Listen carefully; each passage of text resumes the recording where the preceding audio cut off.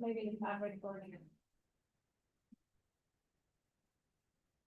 No, I think we covered pretty much everything we can before we go to back to public comment, and I want to make sure that this is solved before we go forward. Does the commission have, let's take a 5 to 10 minute recess while we try and solve this? Okay, so let's just take a 5 to 10 minute recess while we try and correct the Zoom link and we'll.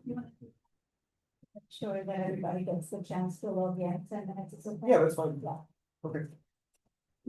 Apologies to everyone here in the public comment. I just want to make sure we have everyone available to access Zoom before we start with that, because I want to give everybody an opportunity. So we'll just take a short recess while we get this sorted out and get everyone in. So we'll be adjourned in that time. Thank you. Well, not it's in person, otherwise I would.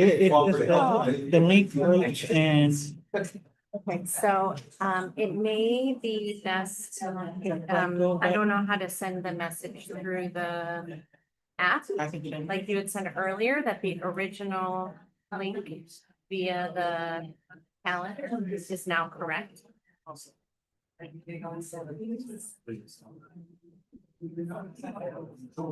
now I got a problem with. Thanks.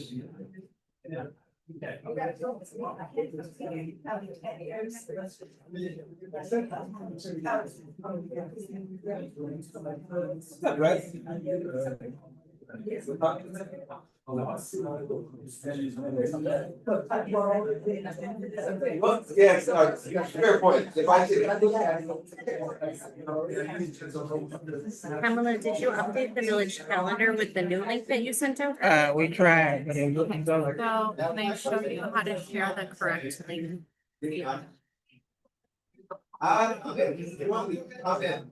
Because now it's telling me I don't have any space.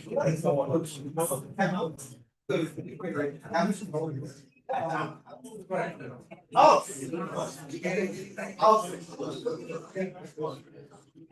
Okay. I'm gonna count.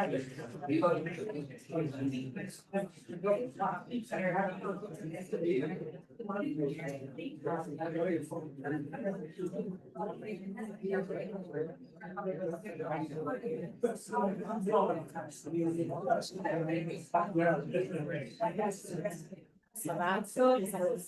It's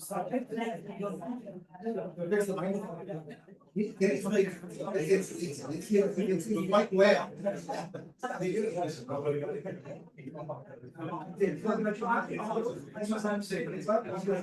This is the computer that's running Zoom? Okay, so can we open the screen again? Yeah, that button. Under more. Can do meeting info. Right there. I believe that's gonna show the correct link. Copy that. Copy. So we have to somehow transfer it from this computer to that. It's working.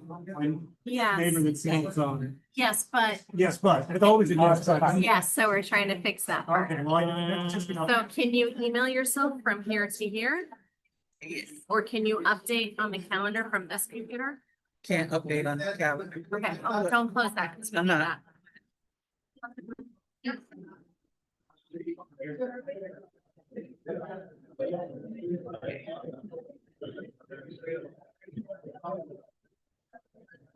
You know what, though? You can go into the Zoom here. Oh, there you go. Yep. loading.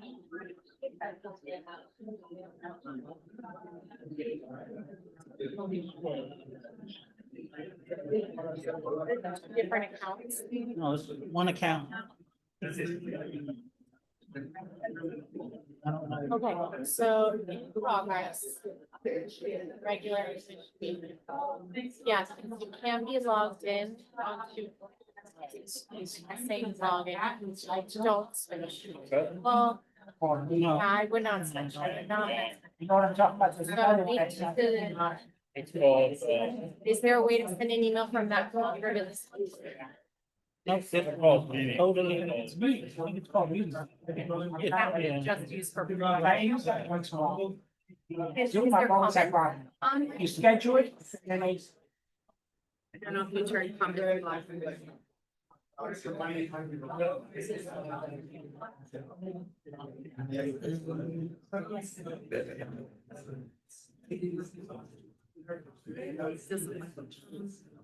Try opening docs.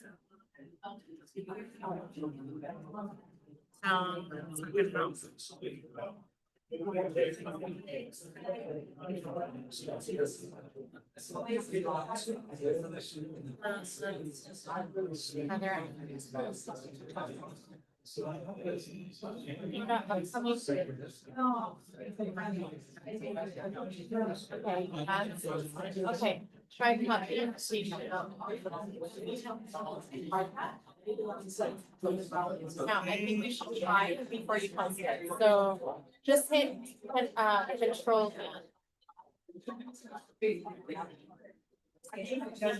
Control.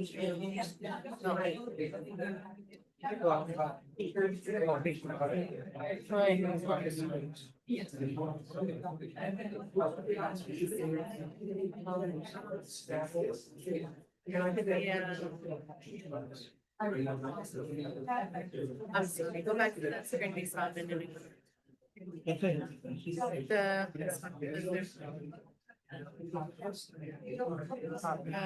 Yeah, copy information. Can you just open up like a Microsoft Word? We don't need everything. Cause it gives all the information. Yeah.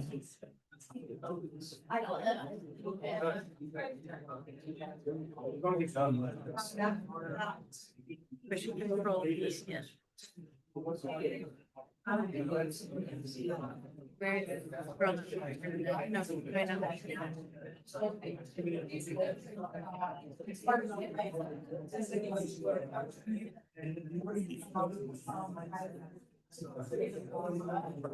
That's irritating.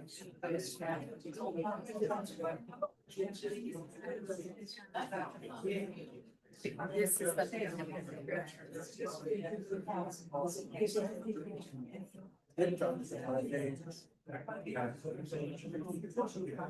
Try putting that in the website. I'm gonna put it in, oh, you want it? Right, let's try it before you post so that we know that it is. Yes.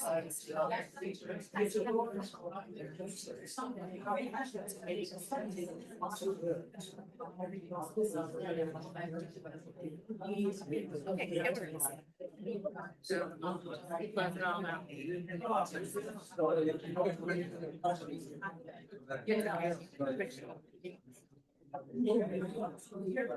Okay, so we know that's the link that you need to post. Go back to how you do your calendar. I'm gonna do it to the app.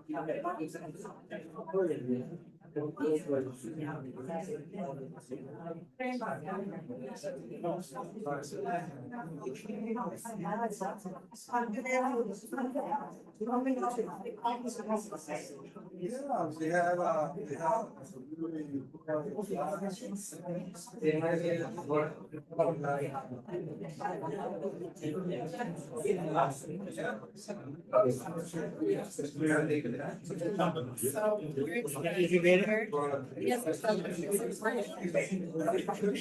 So, is there a way to edit this? No, we have to redo it. Okay, you redo it. I think what happened when you pasted it was there is a space that was square.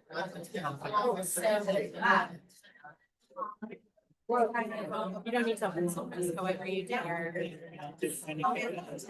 Link it to you. It should still be saved to your. No,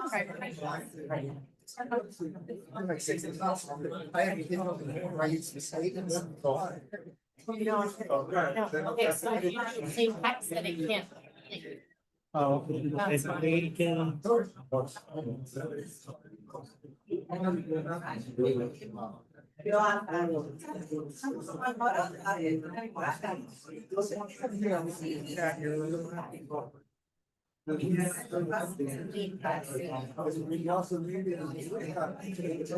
And then delete these spaces. Yeah.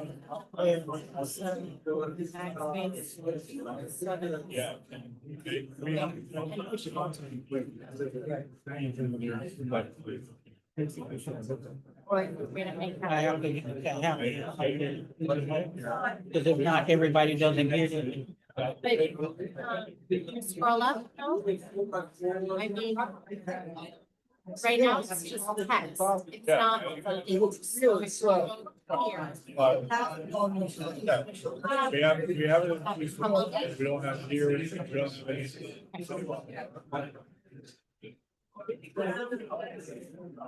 Right. Oh, you know. Did I don't know.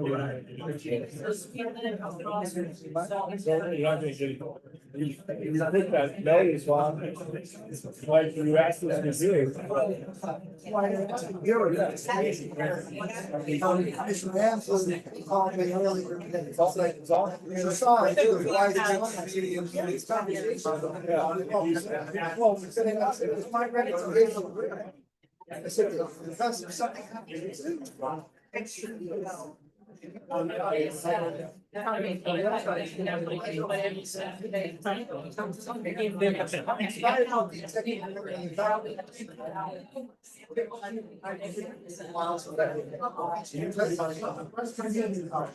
It's not us. To the village calendar. Right. I'm just really because the You gotta stay centered. Stay centered. I think we did it. But this building wasn't designed. Yep.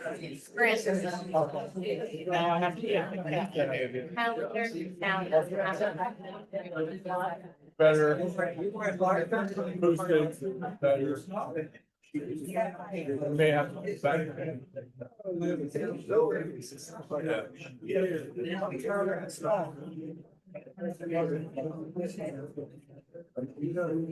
Still in process? We're almost there. Can I get you a chair? I hope so. Okay, take the calendar. Calendar for you. I don't know why they. It can't be healthy then. You know I have a bad foot. They just had to. I'm not on the convention, so I can say whatever I want, right? We talk with. Whatever.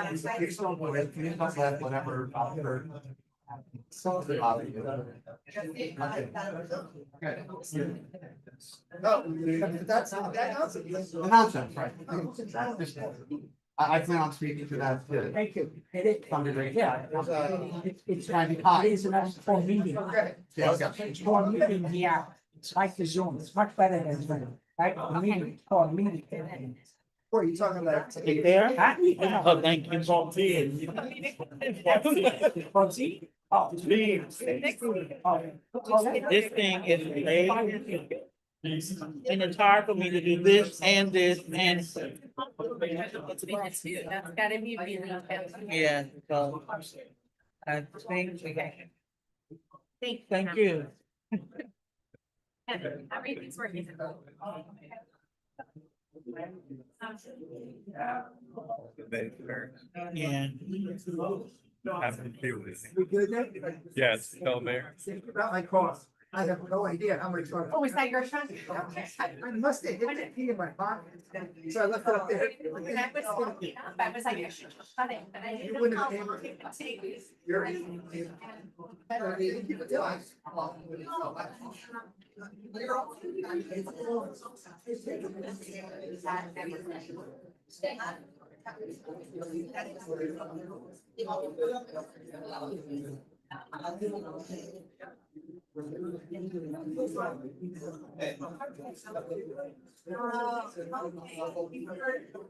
It's. Where did we have? So, Madam Clerk, we're in good shape? I believe so. I believe so. Okay. Someone texting me. The access to this, they were. Okay.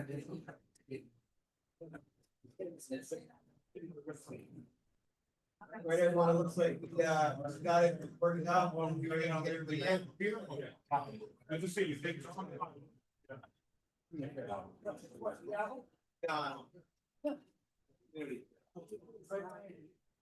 I know, I know. We're good.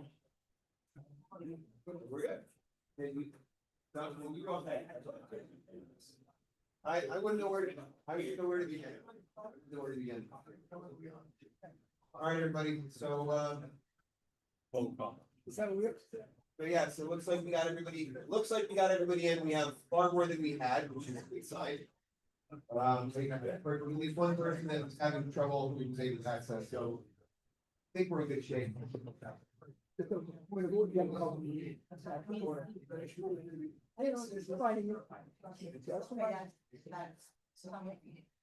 All right, everyone, so we're gonna go ahead and call the meeting back to order at this time.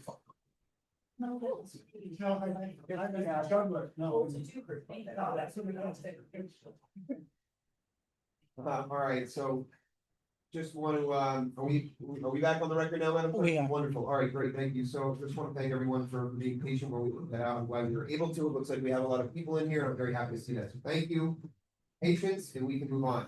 So we had left off, we had finished our reports, we were about to get a consent, but now we have an opportunity to go back to public comment. Before I get to public comment, Commissioner, would you like to give your report? I know we were waiting. Can I do it after? Would you after? People can't wait. Yeah, sure, of course, we can do that. All right, so then let's go ahead and open up to public comment. So we'll do the same way we always do it. We'll start here in the log cabin, then we'll move on to Zoom. Just a reminder for everyone, please provide your name and your address. Speak into the mic. It looks like we might have had a fix, and John, I think we had to thank that, so thank you. And just remember that, public comment is limited to 3 minutes, so. There's a very rare method that I use, costs $1,000, I'll be doing it. Perfect. John Holiday, 44 Drums, 119th Street. To reiterate what Anna talked about, I think the one thing that she did leave out was that we were talking about the possibility of additional trees as tribute. Also possibility of having some funds, either part of that 50,000 or perhaps additional funds that are set aside for potential matching.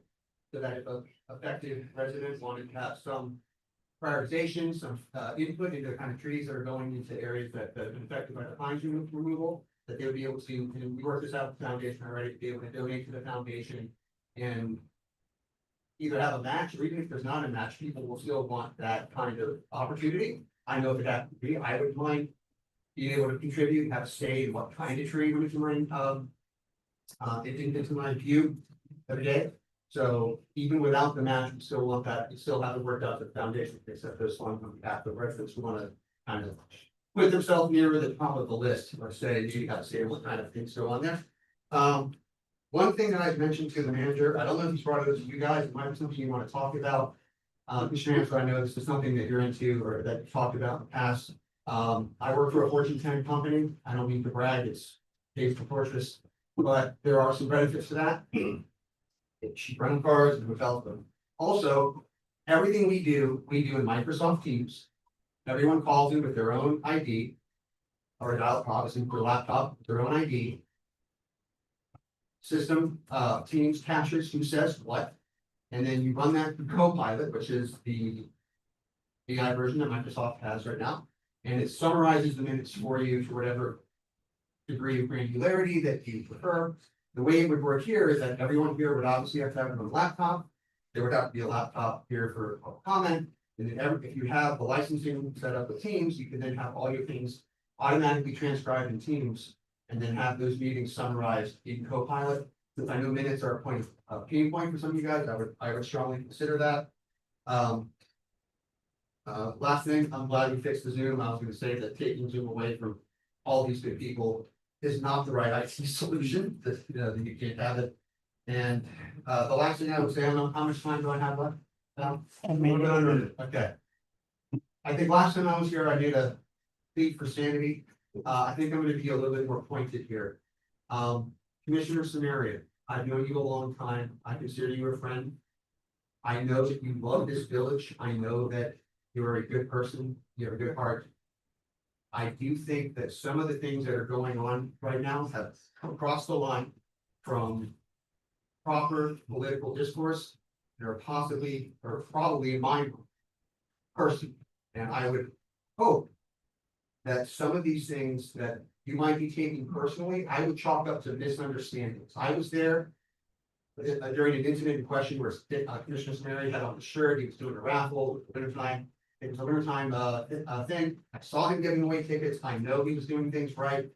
The fact that he had on the shirt, I know caused something, and I think that that has snowballed. And I think it has become now counterproductive. We've got so many things we have to get to, such little time, and things are stalling because of these things, and now we're incurring additional costs as a result of these things. And I would just ask, please take a look at what's going on. If there's something that we can vary, just let go for now.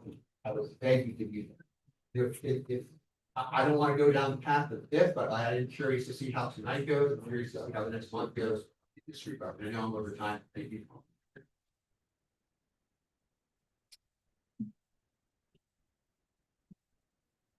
That'd be something.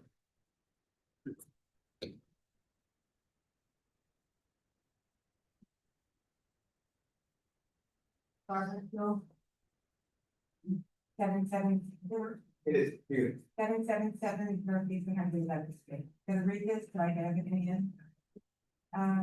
About the manager's contract. Barbara, you might want to get closer so it's louder. This children is asking for $210,000 in salary. Compensation package of $316,000. And written into this contract is also the use of a taco as a take-home car that we lease for about $11,000 a year. His attorney said the terms were not negotiable. Not exactly a give and take for negotiation. He was making $220,000 in Key West, his last employer. Key West has a budget of $260 million. We have a budget of under $5 million, and he's asking for $210,000. It's ridiculous to think it's a fair comparison. He's been the interim manager for almost 10 months, and only Commissioner Ansler did an evaluation of his performance. I agree with her evaluation that it has not excelled in every area. There's been poor or non-existent communication with residents, a website that has less and less information every day, a pattern of not noticing meetings correctly to inform residents, the Australian time fiasco for $120,000 without a competitive bid, and no plans to replace the trees, which has resulted in barren meetings. And to add to that, not protecting the nesting birds in Australian time. And also, as an example for today, issues with Zoom. You don't know how many times I'm trying to watch a Zoom meeting, you're not labeled, there's no information there. I know that the Zoom doesn't always work. that is a major failure. And then there was an announcement put out that on Zoom is a courtesy. I don't think that's what we want to do. It's your responsibility as commissioners to do what's in the best interest for residents and for this community. And that means watching every penny and holding the manager responsible, following our codes, keeping residents informed, and actually trying to find out what residents want and what the commission wants. Unfortunately, there has been little accountability from the commission, and this has become the tail wagging the dog. There is also an issue of 5 police officers and a commissioner accusing Mr. Childress of creating a hostile work environment. These accusations have not been proven or disproved. How can you sign an agreement with Mr. Childress without a thorough investigation? Is this your plan, just ignore the situation? Somehow you got yourself into this money pit with the manager's salary and benefits. You need to stop digging. This is Biscayne Park. It's not Key West and it's not Doral, and we should not be paying the manager just, you know, it's part of the charter at time. The opening of the charter is the government has been created to protect the government, not the government. In order to provide the public with full and accurate information to promote efficient administration and to ensure all persons fair and equitable. And I don't think this is going to happen. Thank you.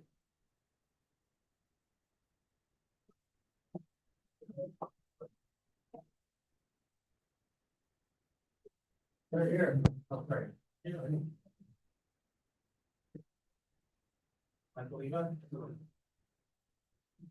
Michael Leva, 590 Northeast 121st Street.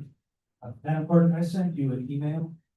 You can disregard that and not read it, if that's okay. Okay. Thank you very much for making my comments in person, because I actually looked at it. So just a couple of housekeeping things. The note about the house foreclosure, was very happy to see that our codes are being enforced. I only am curious as to the circumstances of that person who was now potentially losing their home. That's tough. I hope that they are in better straits.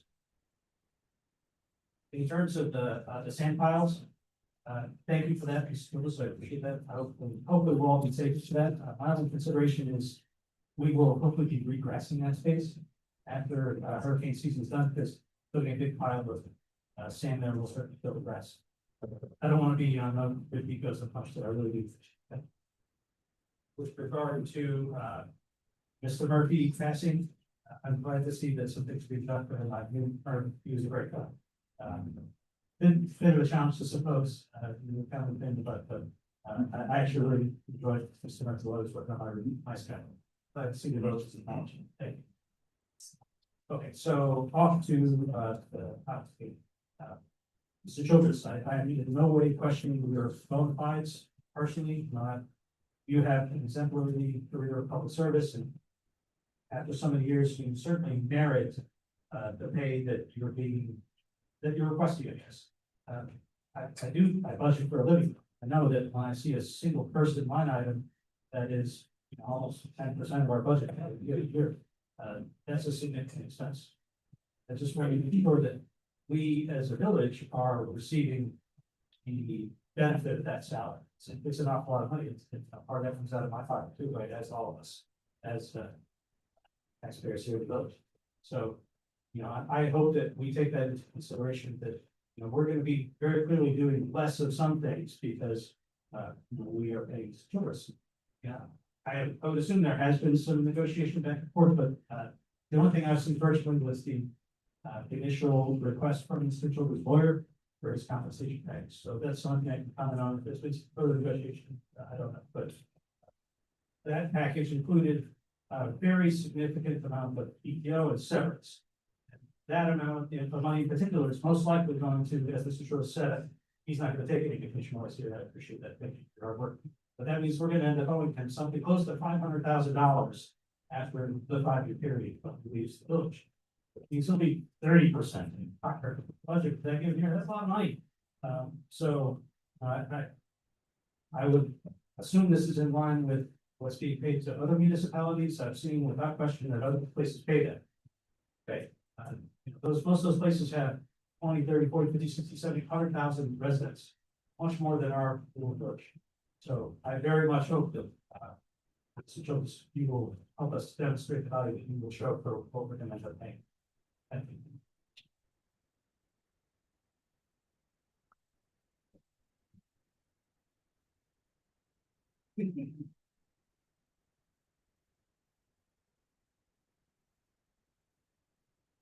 Eric Hill, 777 Northeast 111th Street. There's no doubt, as been said, that Al Showgris has exemplary qualifications and many years of experience. However, the qualifications far exceed our needs. The experience has been in large cities, a small town like Biscayne Park. You know, you don't need 1,000 horsepower motor to run Volkswagen. The exception of Commissioner Ansler, there was no evaluation done. This is the most important job in the city. And only one commissioner decides to do evaluation. So you're prepared to move ahead without even examining the candidate.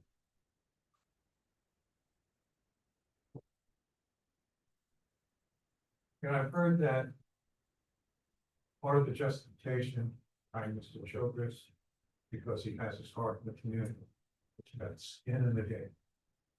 I didn't see that when he demanded $76,000 more than was advertised in the official position, and I certainly don't see that in the demands that he's now making.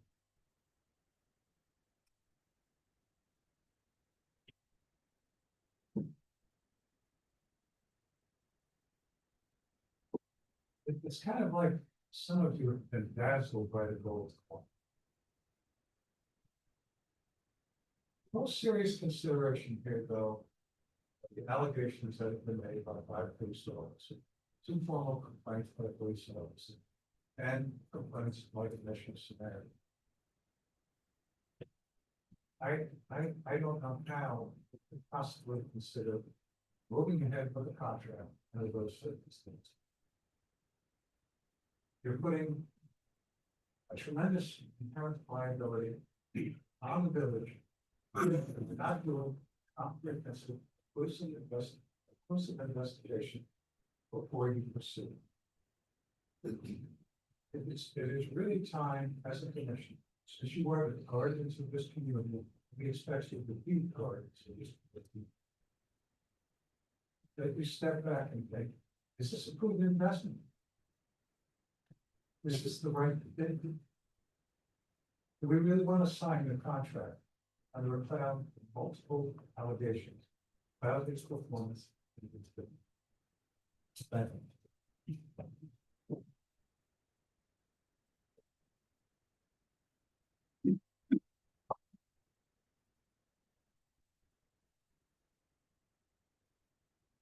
Good evening, my name is Solange Roosevelt. I live in 11660 Northeast 8th Avenue. I'm also here about, talk about the contract. It's not about you. I don't even care if you have Clark Kent to get $20,000, almost 20,000 plus benefits. I question your mental capacity. It's insane. We have one of the lowest salaries for our police department. It's outrageous, and we're gonna pay $20,000 plus benefit to our town manager. It's insane. You spend here forever time allocating $10, and we're gonna talk and do questions and do nothing and keep talking for $1,000. But here we have a one-way contract, and we look like idiots because it's not in our favor. Now I wonder why our mileage rate is 9.5, because we don't know. We have this contract, it's outrageous, it's almost 5% of the revenue. No other municipality will spend more than 1% of the revenue in the town manager. So please, let's reconsider this. This is not in our favor, and it's not against you. It's not against your capacity. It's not at all. It's what we can do and cannot do, and we cannot do that. It's outrageous. It's outrageous. So thank you. Good night.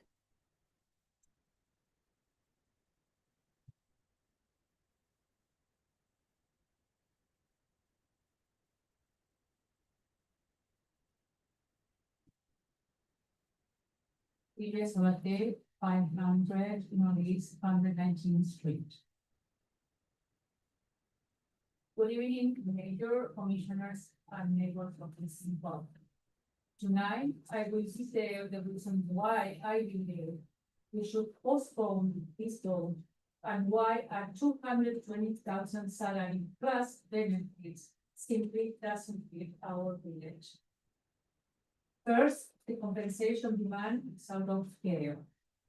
With fewer than 3,500 residents and an annual budget under 5 million, paying one person 220,000 in salary plus benefits would consume more than 6% of our budget, and I'm sure that will be far more than 6%. That's far above 1 to 2% benchmark for communities our size in Florida. Second, decisions without communication and transparency. As a consequence of a fallen tree and emergency was declared and the removal of 30 centennial trees were ordered without notifying residents and without commissioning a tree health assessment. Our entire 120,000 funds were assigned on a single unbilled contract, and 8 months later, no tree has been replanted because there is no money and no mitigation plan. Third, the disregard for residents' right to notice. Twice this summer, key meetings went unannounced, silencing neighbors who wanted to participate.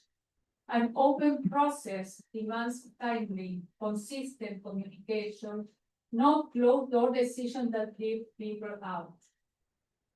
Fourth, the take it or leave it approach.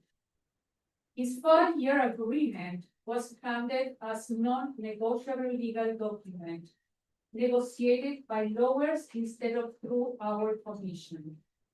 In Key West, District Childress earned $225,000 on a $260 million budget. Here, our entire budget is under $5 million. You should lead our commission, the commissioners, our representative, you should lead this negotiation, not follow external demands. So what is the real cost to our village? By funding this salary and benefits, we could forego traffic cleaning measures, replanting the majestic trees that were removed, a full renewal of our community park, playgrounds, benches, dining, landscaping, and why not the board course. And these are key things for our families, the ability to keep property taxes stable and invest in other essential services. So for all these reasons, I ask you to pause this vote and commission a full fiscal and community impact study before committing to such a contract for the next 5 years. Thank you.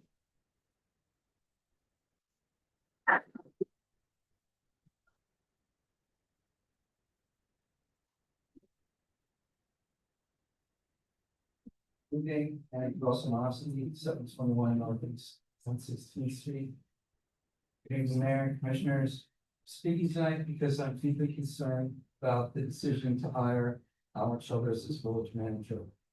Echoing what we've heard so far from many of our residents, his proposed salary is reportedly nearly 8%, or some large percent of our entire operating budget that we cannot afford. This process is a lot of lack transparency and reasonable notice to residents. Mr. Childress already cost our village significant funds for cutting down trees, disrupting protected species without competitive bids. Our former police chief and several village officers resigned, citing a hostile, toxic work environment. Given these red flags, I urge you to pause the process, open it to public input, conduct another transparent, competitive search for a village manager who demonstrates integrity, respect for others, sound leadership, and one that we can afford. Thank you.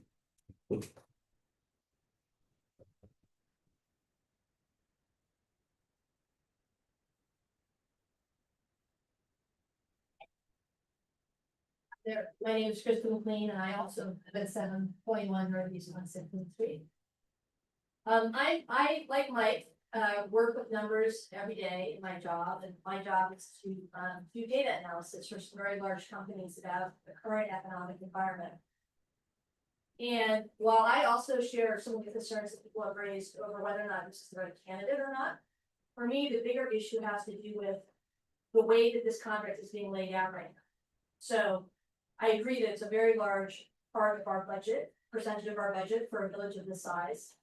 I also believe in the value of professional management. So for me, I do want the village to be managed professionally. I want to make sure that we have accountability in the people that we hire for the village. So I'm generally in favor of hiring a professional manager with good credentials. However, locking us into a 5-year contract at a time when we have incredibly uncertain economic outlook, not just for us as residents of the village, for the village within the state of Florida, but just our general macroeconomic outlook right now as a country is super uncertain. And, you know, we depend on state funds, we depend on the economic health of our neighbors, we depend on the tax base to fund this. And I believe that committing to a 5-year contract at this rate, at this percentage of our budget, when we haven't actually even done our budget for next year yet, without any kind of exit clause, without any way of renegotiation, without a well-articulated review process, is a real problem for us. 5 years is a lifetime right now in this current economic situation. So at a minimum, I would encourage the council to think about some kind of step plan for this contract. I know the lack of negotiation for me is also a problem if we're really looking for someone who's gonna be flexible for us and really able to negotiate smart solutions as we navigate whatever we're going through right now. That's not a great sign either, lack of flexibility. So a step-up plan where we have regular evaluations that are tied to compensation, perhaps where we have a step-up plan in compensation, where certain milestones are met, and then you step up to the next level. So we have some accountability in the amount of money we're laying out, in some way of steering that, because I just really feel like 5 years in the current environment, we could be really seriously underwater. And also, it assumes that none of our own expenses in the village are gonna go up. I'm sure everyone in this room has seen their expenses go up already, right? Higher tax rates, higher electricity, higher labor costs, higher materials costs for anything that we want to do as a village. So I just think we need to build in a little bit more risk aversion at this moment, both in our budgeting and what we're looking to lay out, and put some checks and balances in place around this. Thanks very much.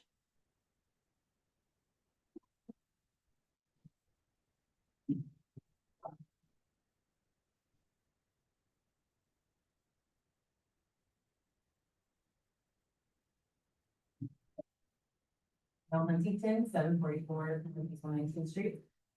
Alexis de Tocqueville said the most dangerous moment for a bad government is when it begins to reform. In the last year, we've seen upheaval, turnover, manufactured controversies, fictitious and frivolous allegations. According to the Court of Public Opinion, we can't afford foul shoulders. This narrative is appealing to those who focus on a small crack in the gaping gorge of a long-standing history of mismanagement and ineffective governance. Manager Childress was and is a great impetus for change in a broken system.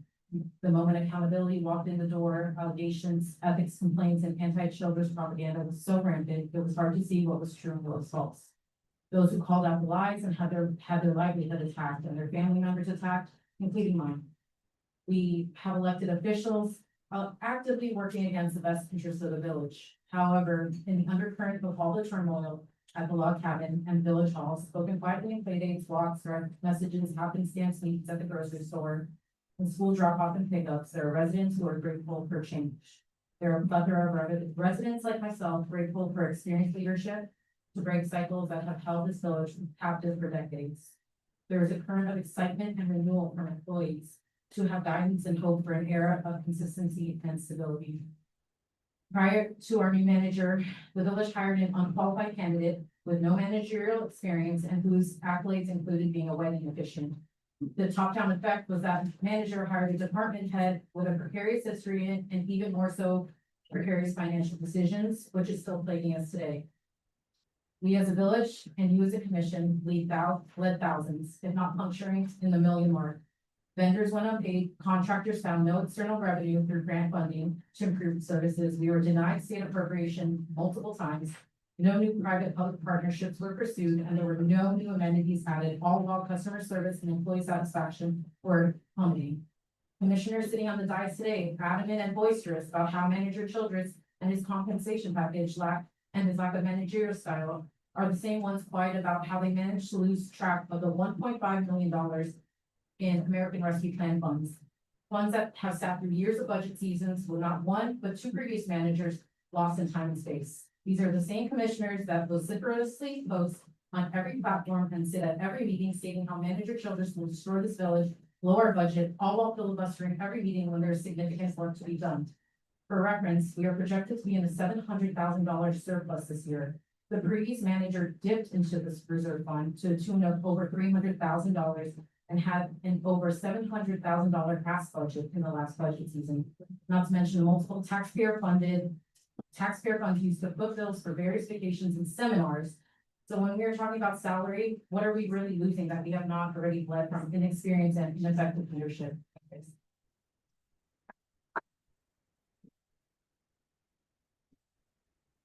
Hello, my name is Raul, 941 and 107th Street. I just wanna put attention that when I found out about the meeting because someone sent me a link. I don't think that's fair that I can get very quickly a citation for a grass floor or the garbage can out. I got a notification. Very important. So it's just calling the attention to that. Yeah, another thing is like, guys, we live in a park. And I think that if we are gonna live in a park, we need someone that can manage the village, that know how a park is managed. So we can avoid all this destruction with trees and everything that we have around. I don't think that people in the board that we have right now are prepared to manage a park, but I think the village manager should be able to be open to these possibilities. Because it's gonna be a park. This is a park.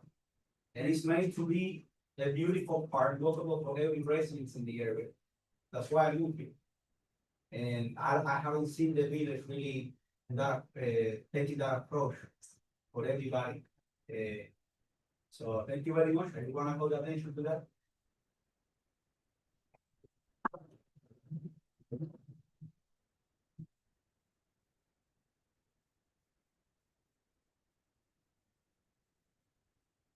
Alex Bernhardt, 1015 Northeast 120th Street. Just a couple of comments regarding the trees.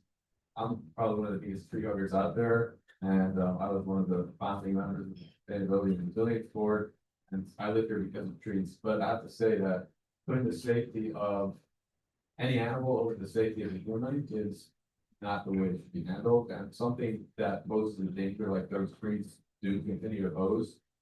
I think that if you have the opportunity to take them down as quickly as you can, if you have to deal with it or not, human safety always trumps the safety of animals. So I love trees, but in that case, I don't agree with putting the safety of birds over the safety of people. In terms of the compensation, I think that a lot of things are getting conflated together. Yes, it's a lot of money.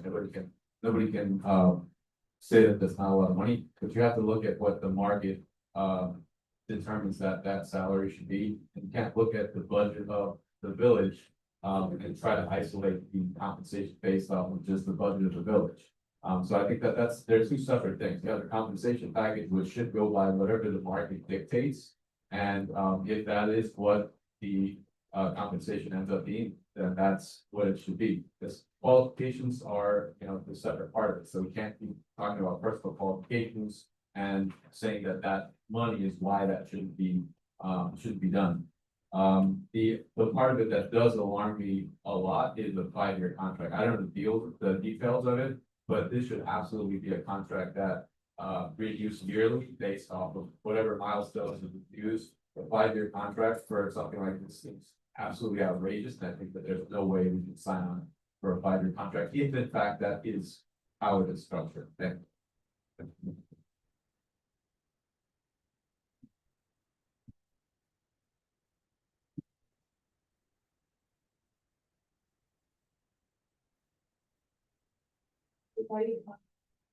Emily, you don't need to read my comments. Didn't realize it made public comments. Okay, just want to say that my concerns, that's. Yes. My concerns have not been addressed in the last couple of meetings, even though I'm one of the residents who's been attending and commenting regularly.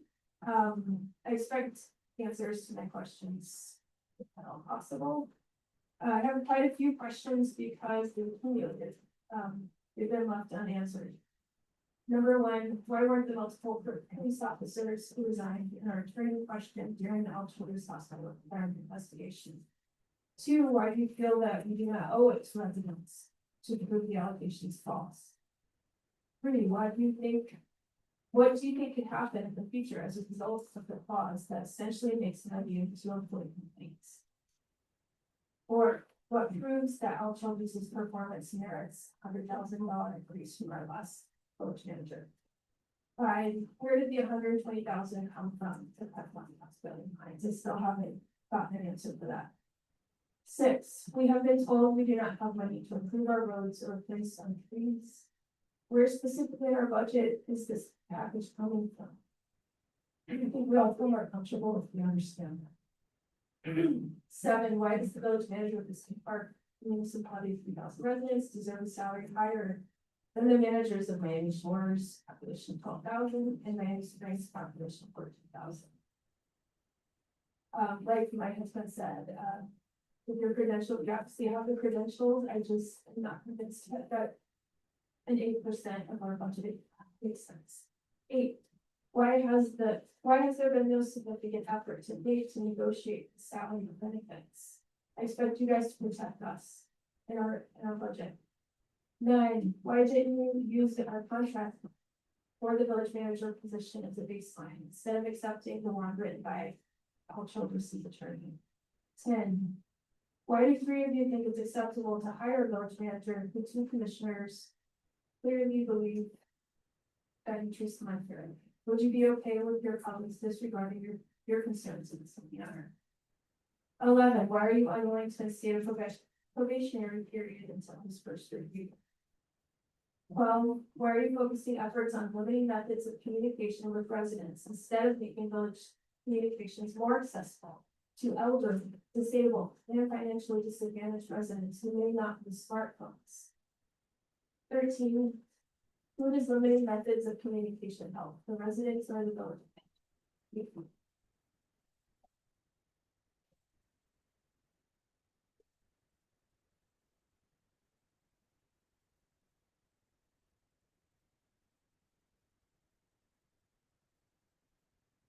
More here in the log cabin before we move on to Zoom? Well, let's move it.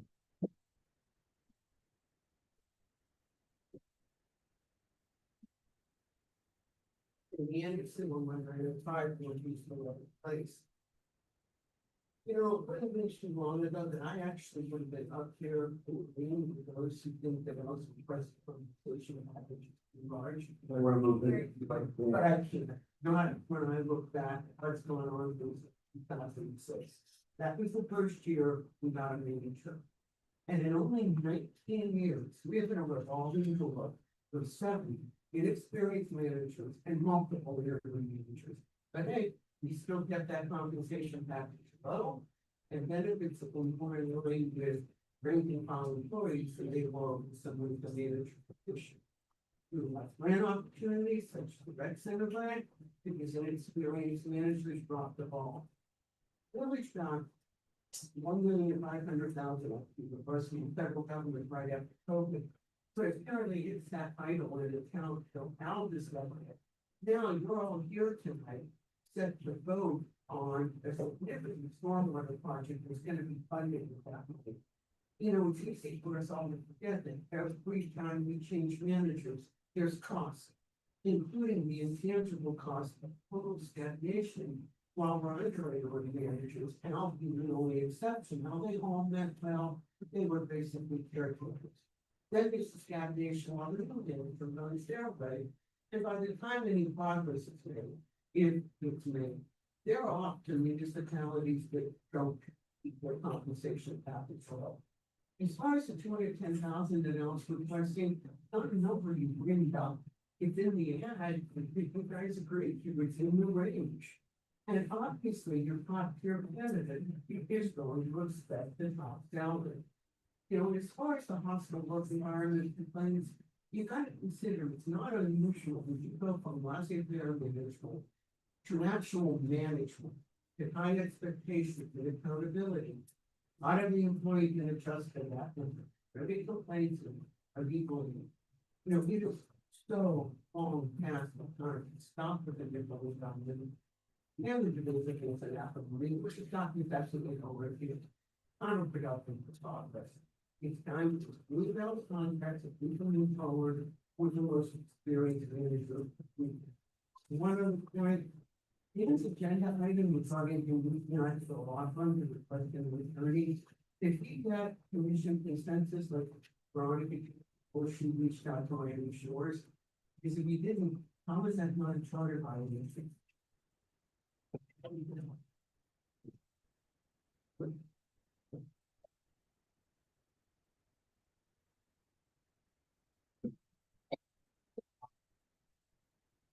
Three, 905, that's the place.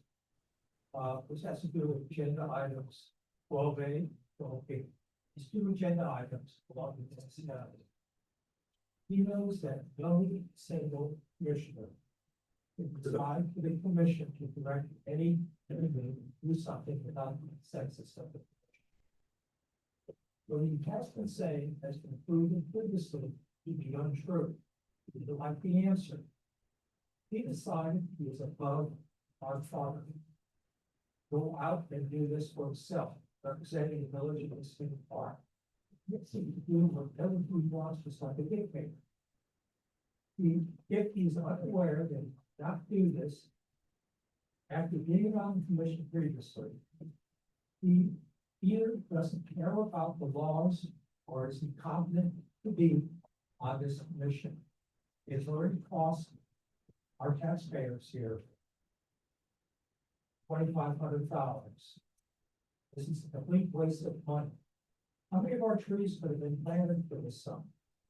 I would like to hear what sanctions the commission is going to impose upon. There has been, this is a different subject. There has been no since lately from one of our commissioners that she was concerned for the salary that the managers requested. I never heard her say anything before the advertisement was put together and when it was put together for the manager. It included the salary range for the manager position. Now she's saying she doesn't think we can afford it.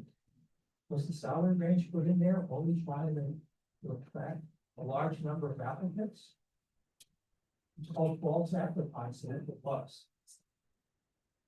Especially if you're not planning to honor what the salary range was. We are like the house. Everybody doesn't want to spend the money, I understand. We're like a house that gets dirty outside. If we clean the outside every year, over the years, keep cleaning. And then it becomes where we didn't spend the money to paint. Now the walls are starting, the paint is peeling off. Can't clean it anymore. It needs to be repainted. And we spend the money, we get no choice.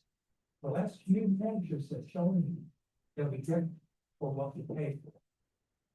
Very little was done during their time. Grants were missed out on. Reporting from some wasn't kept up to date. Now's the time to go ahead, negotiate a contract and so on. Thank you.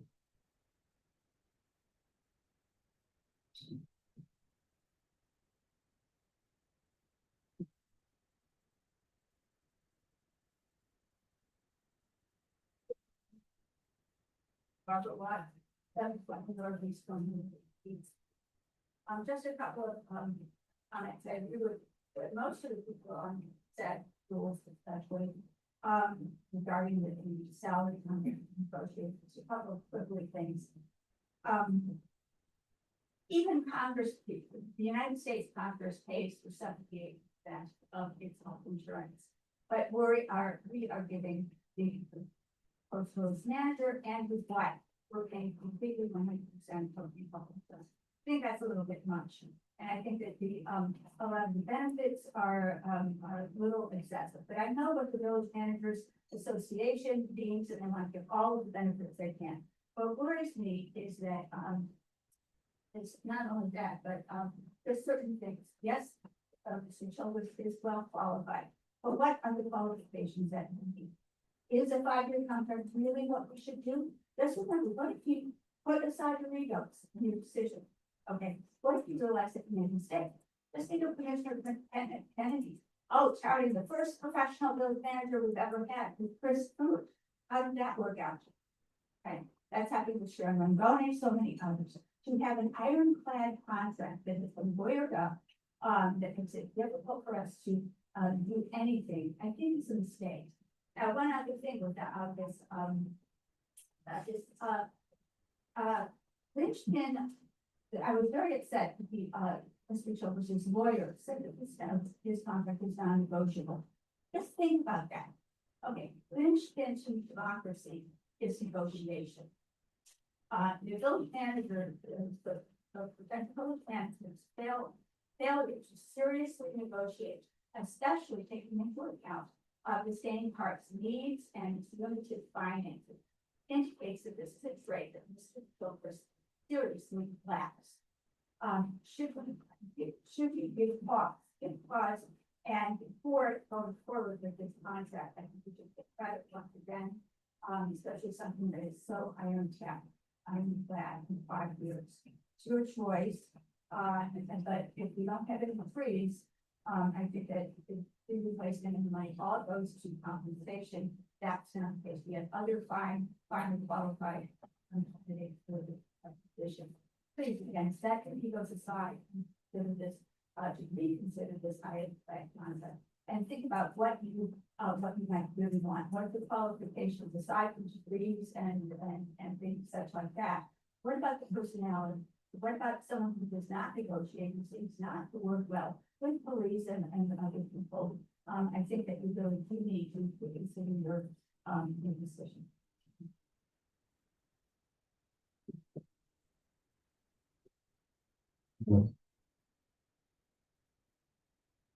Anything to look at before we turn over Zoom? No? Okay. All right, so we're gonna go ahead and turn it over to Zoom. And just a reminder for all those joining us via Zoom and planning on participating, the same rules will apply to Zoom as they do for folks here in the log cabin, name and address and 3 minutes. So go ahead and start with the person. Oh, sorry, and I neglected to mention, if you'd like to speak, please raise your hand and the clerk will select you and ask you to. Thank you. Vicky? Yeah, okay. I didn't want to mute because I didn't know if going first or what. Well, first of all, thank you for actually getting the Zoom going. This, I think, is a big step towards to communicate with us, with many of us that we cannot be there. Many people who has, another responsibilities. I think that's what I drive there, to let you guys know that it gets frustrated, very frustrated when we cannot get our voice out. I'm very happy to see that many people show up in the meeting. That's another thing that I feel like is great. And I agree with many of the people who talk and express themselves and the concerns about the contract. And I have more time. Anyways, about the contract and about the money, about the budget, people who did the research, people who look at the market of the salaries, comparison, and a lot of things that we should get together before making a decision and to really negotiate. Because if it was a negotiation, it has to be a negotiation. So I really hope that you take all of the people who came to talk and get together and figure it out what is the best for us. And I appreciate your time and appreciate your effort. So thank you. Thank you for all of that. And one thing I want to say before I go is that, and I guess probably Albert knows, but a week ago, I think 1 week ago, in Northeast Fifth Avenue, that big, humongous, monstrous construction going on broke a water pipe in our line because they're crossing in the median with huge concrete trucks. And so we need to be more on top of what's going on, and these developers and these places that they are building, because now not only I have 119 that looking devastated because we don't have trees and we don't have money to put back trees, but now I have a crime zone on Northeast Fifth Avenue. So just want to bring that up. Thank you.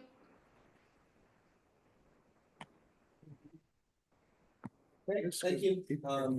We have one other speaker, Madam Clerk. Okay. Anna, Let us, since you rejoined us. Hi, Anna DeLeon, 655 Northeast 115th Street. I just wanted to thank Mayor Jonathan Groff for pushing to make the Zoom work tonight, and for Madam Clerk for your persistence in making it happen. I was a little concerned by the message that I saw on the app that Zoom is provided as a courtesy, and I think it's a vital resource for the village residents. Like myself, my daughters are here and my husband can't be home to take care of them. So it's important for me to participate as a resident and to make my voice heard, but also because I'm on the board, I can't always come in person. So it's important that I can still participate via Zoom so that I can be informed and bring that back to our board for decisions that are important. And now I'm going to make a note about medians because I have, like the previous speaker, I have a similar issue with my median and people driving over it. So that's something that I wouldn't have gotten if I hadn't been able to participate via Zoom tonight. So I don't know if there's a change that's coming down the pipeline that Zoom may no longer be included based on that messaging, but I would encourage that continues to be part of our normal operating procedures, that Zoom is a way for us to participate in meetings. Thank you. Great, thank you. I think I don't see any other hands on Zoom, so was that? Things going once on Zoom, going twice. Any others? Don't see any other hands. Okay. All right. Well, that looks like it for the comment. So we'll close the comment this time. Certainly want to thank everyone. Mr. Mayor. Yes. Oh, I'm sorry. That's right. You have some emails. My apologies. Go ahead. The first one is from Lynn Audit. I don't know if I'm pronouncing that correctly.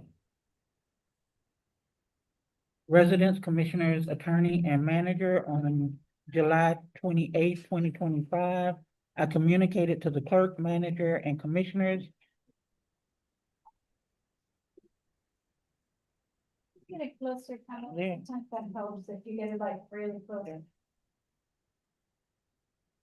My belief that resolution 2024-18 and 2025-18 may not follow Florida statutes, section 166.041 and section 166.0412.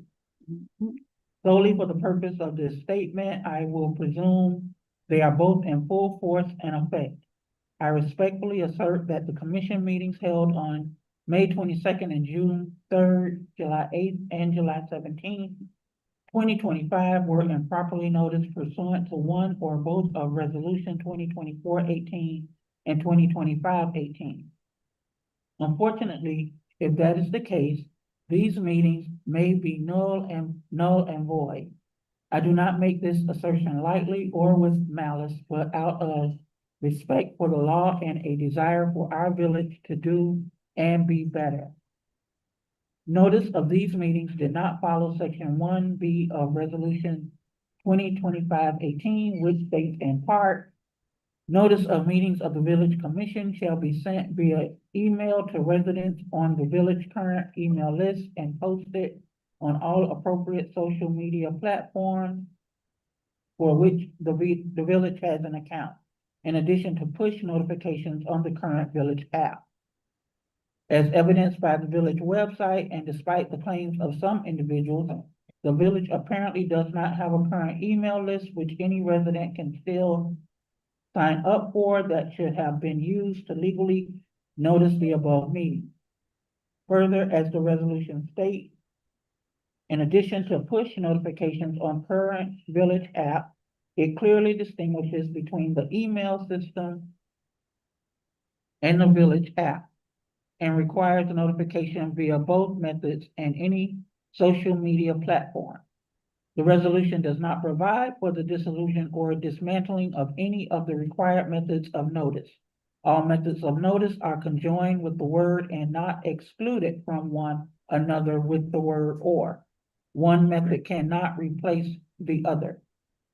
Again, the dissolution of dismantling of the email system, as is claimed by some repeatedly, has never done, as evidenced by the fact that one can still sign up for emails on the village site, and that it was never legally removed from notice requirements via resolution.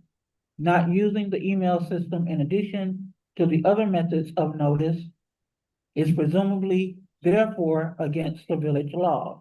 Use of the phrase current email system in the resolution allows for substitution of one email system for another, but not for the dismantling of an email system altogether. According to the resolution, there must always be a current email system. Thinking in a forward manner, I would object to a new resolution to remove the requirement of email system and notice based on the following. There are approximately 1,500 recipients of the email system. By comparison, there are only approximately 200 downloads of the village app. There are apparently complaints that the app has had issues requiring reboots, etc., and is referenced on the village site as a soft launch and as being in beta testing with only basic functionality. The village app requires a resident to have a cell phone or other Android device with internet access to download and use it. Use of the village app and not an email system would prejudice those residents not able to use it, and does not fit the goal of the village to be all-inclusive, friendly, and non-prejudicial, in addition to the spirit of a transparent governing body. I hope that I receive no retaliation for any objections and or the points I have made herein, and thank you for your time and consideration. Respectfully, Lynn Audit.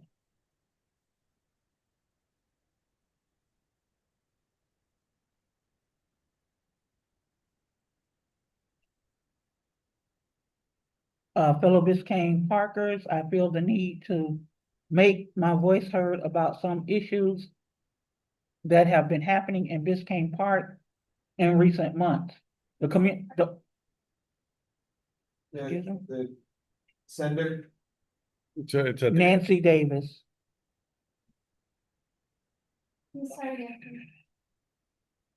Fellow Biscayne Parkers, I feel the need to make my voice heard about some issues that have been happening in Biscayne Park in recent months. The communication in the park has become troublesome at best. In a world where instant communication is the accepted norm, I find that the village communication has sadly lacked in recent years. I am a trained graphic artist who has spent a bit of time in my career helping to design and create websites, and I only say that to convey that I am not computer adverse. The newer website and also the app that you have been pushing are not very consumer friendly. I signed up for the app when it was first put out, and I have to say that I never use it. Also, the website is a bit unconnected. And by that, I mean that it is not easy to find basic information. It looks pretty, but it's a little hard to navigate. And I have spoken to neighbors who are not computer literate who seem to be unable to find information there. Also, I am sure most of you are aware of the Australian pine debacle that happened in the neighborhood this year. But you are probably not aware of the issue with my oak tree. I live on 6th Avenue. Not long after the Australian pine situation, I noticed one day that there was a lot of noise outside. When I looked, there were some large trucks in front of my house, blocking my ingress and egress completely, and they were trimming my oak tree. I must say that it needed to be trimmed, but I was given no warning, no contact, and they just hired someone to cut my tree without my knowledge and or consent. I also would have had a very hard time leaving for an appointment without asking these people to move their large trucks and heavy equipment completely blocking my house. I called Manager Childress and spoke to him, and he was very nice about it. He told me that someone from Public Works would call me. Okay, John called me. He was filling in for the injured head of Public Works, which I knew nothing about at the time. John was very kind and he took the fall and apologized to me about not contacting me. I hardly think that he, an unexperienced worker, should have to be the one to deal with an irate resident, but he did just that, and he was great. My point is the communication ball has been dropped with a thud. All I can assume is that you all think that no one is paying attention, but we are. In a busy world, it's hard to get to a public meeting, and I'm not a public servant, but a longtime resident. I do expect for my public servants to care about Biscayne Park and its residents. Thank you, Nancy Davis.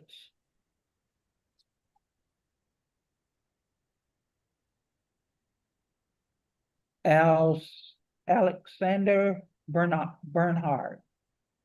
He was here. Yeah. He was here. Oh. Oh. Okay.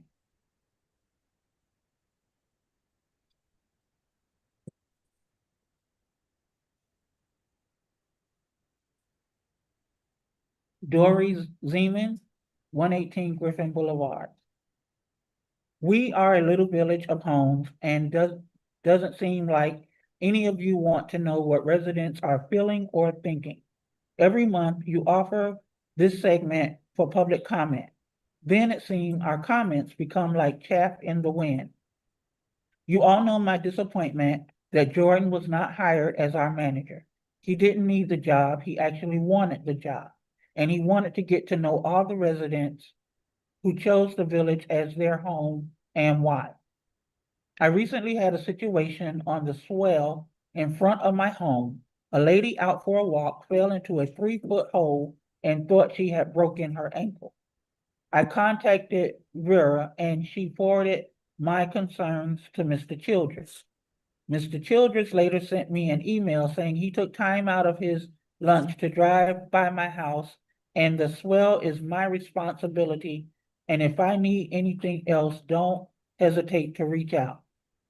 Seriously, it's disappointing when the manager of a village this size didn't even ask who or how the lady was doing or offer Public Works to come out and perhaps assist me in filling the hole. I remember former manager Christian Manners sleeping at Village Hall 3 days after our last major hurricane. He went out canvassing the village to make sure all residents were alive and well. His salary was about $75,000, if I remember correctly. And believe me, with his hands-on approach and concern for all residents, he was worth every penny. Whenever a resident had an issue, he would meet with that person personally and do his best to find a remedy or assist them. Our village has had way too much employee turnover and people don't want to get involved. Everyone who tries, if they aren't friends with and agree with the Andersons or now the Huntingtons, they are ridiculed and publicly shamed. Yes, people can hear the vulgar comments you make at the meetings. It's basically their way or the highway, and they have chased so many bright, creative people away. Vera and Tamara do not deserve for others to overhear your comments, and you have done this while they are speaking. Remember, we don't have enough people to run for commission. Dan basically did everybody a favor by stepping in, and now you complain about him. It's your fault for creating this negative environment where residents are afraid to get involved. The tree fiasco was on our current manager's watch, and that was a huge fail. The hostile environment hasn't changed. In fact, got worse under his watch within our police department. If Mr. Childress is familiar with our budget, then why is it we don't have any money to replace 38 trees the village chopped down in February, but we have money to pay him more than any other manager in the history of our village? He must not care about the welfare of our village and what matters most to residents. And it is definitely not his paycheck. Thank you for your time, Dory.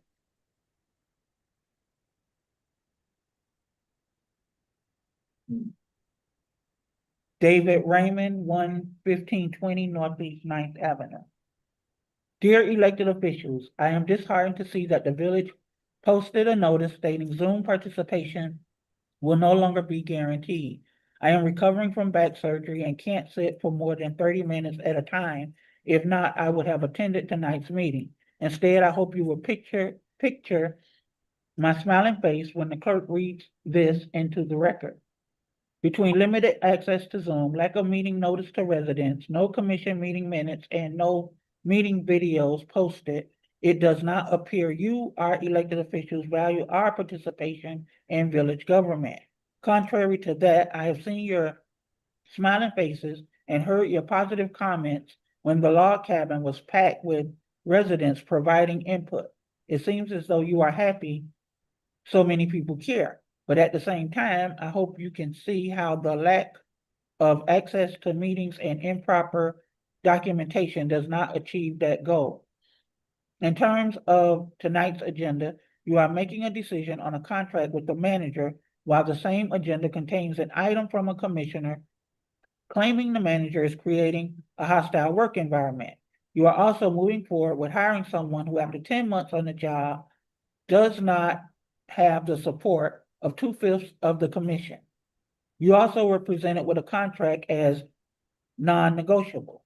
Not sure how you start a negotiation with that. However, it is your job as our representatives to, in fact, negotiate the best terms for the village, not the job applicant. I realize Al is a qualified candidate and has done some good things since he got here. At the same time, between the allegations of a hostile work environment by half a dozen law enforcement officers and an elected official, the Australian Pine debacle, and his inability to gain the support of 2 of his 5 bosses for the last 10 months does not bode well.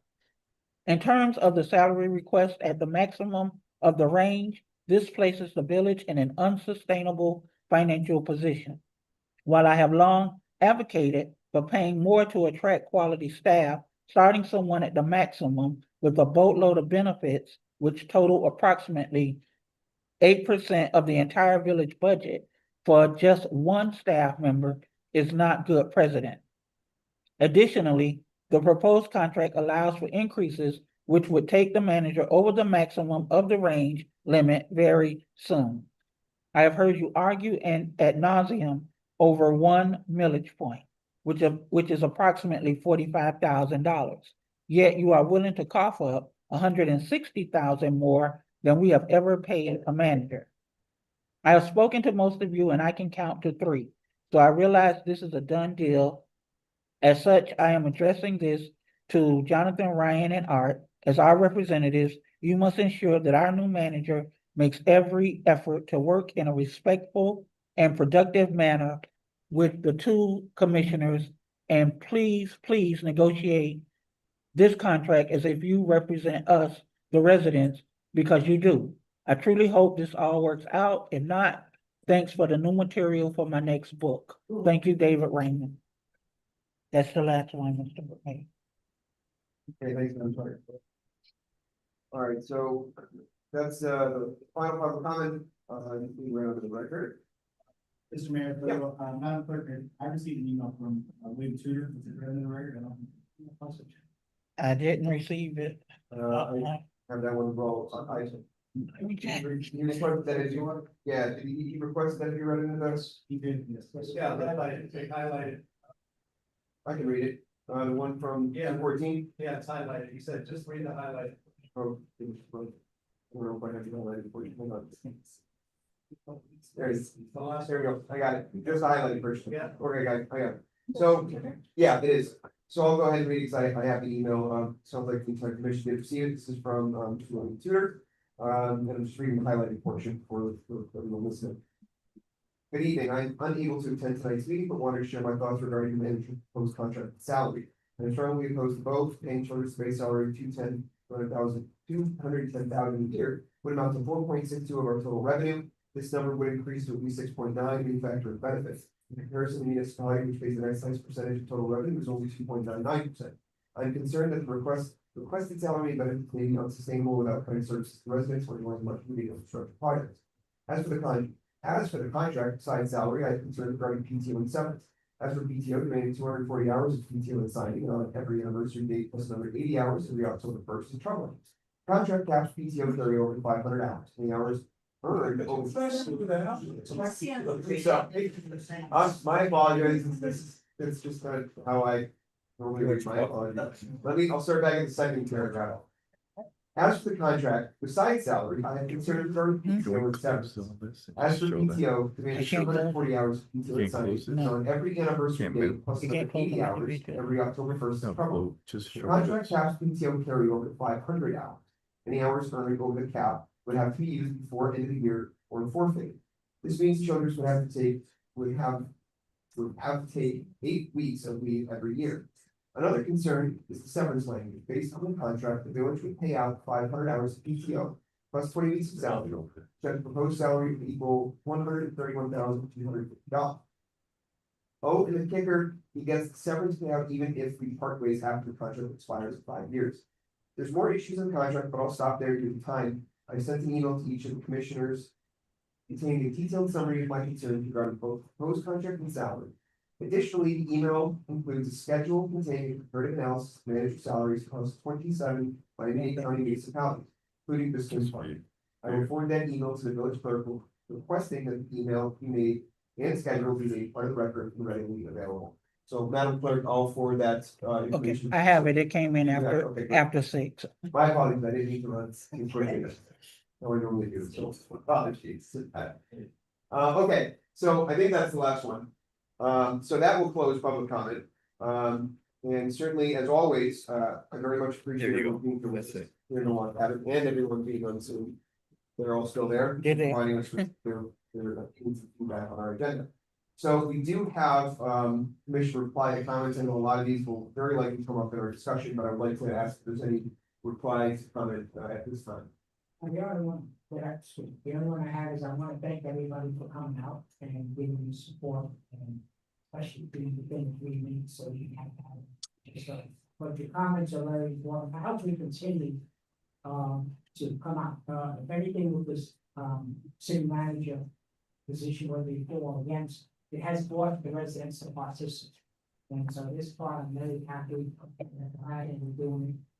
Everybody's being so yeah, I want to thank everybody on Zoom and I hope that we get this situation settled with the Zoom, because I do think it's really important that we have this. People have to participate. Thank you, I want to be spoken from. Yeah, if I may, I just want to reiterate my position on this for those of you that haven't heard it before. I've already stated my position on this, but somebody may have not heard it. So there's an argument that we can't afford Al for that position. I argue that we can't afford not to have someone in that position with someone with that background. I'll explain to you why. So just quickly going over the last few months. Like we've already talked about, this park fund that we had sitting in our bank account for $1.5 million. We came this close to losing it. And because Al, and because of his background and knowledge, was able to find out, and was able to get Yolanda over here. I appreciate what you've done very much. We were able to fight that and actually get that $1.5 million. Then the other one is, just recently also, for those of you that were here earlier, there was a state senator here, that doesn't represent us, represents Homestead South and to the east. But she was pivotal in helping us get that $400,000 in Tallahassee. And the reason she did that is because of the relationship she has with Al. Nothing to do with those who distant part. She helped get that because of Al.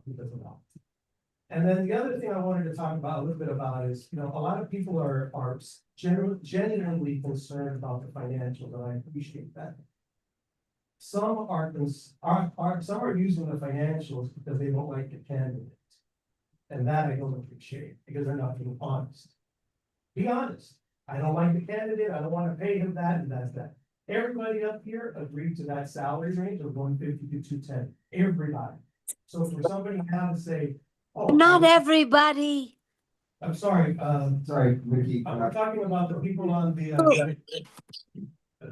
Thanks. So everybody up here agreed to that salary range of 150. So for somebody up here now to say, and if it's not Al, and if it's somebody else that came in here with his background and knowledge and experience, they would have asked for the same thing. Okay, having said all of that, the last thing I wanted to say was, I think it's very important that, we don't, I understand that those of you that are concerned about the financials, but I haven't sat up here now for, 5 years. I can tell you that having hired inexperienced leaders here has cost this village hundreds and hundreds and hundreds and hundreds of thousands of dollars in lack of follow-up, that 1.5 million that we would have thought. Those are just brief examples of monies that we would have never collected if we had the proper leadership here. Me here, sitting up here, we don't run this village.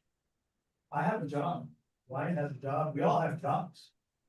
So we need somebody in that seat that is actually going to manage and watch out for all the dollars that you all. It's the commissioner backpedaling.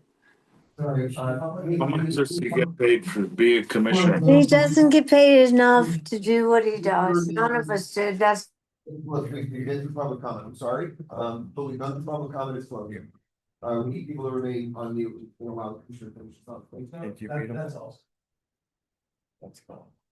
So, just a question, Mayor, on the format of the discussion, so we're getting into feedback, and relates to the contract and the manager specifically, what's gonna be the discussion next when it comes to the contract? Are we gonna do a format? I don't see the attorney representing the manager, so I'm wondering, is there gonna be an opportunity to revise certain things that were discussed today? Or is this gonna be a yes or no vote? And how are you planning to do this? Because based on that, then I can have comments. If the idea is not to go to the extent of the discussion, and it's a done deal per se, and it's just like 1, 2, 3, we are okay with the contract, yes or no, this will be the moment to say soon.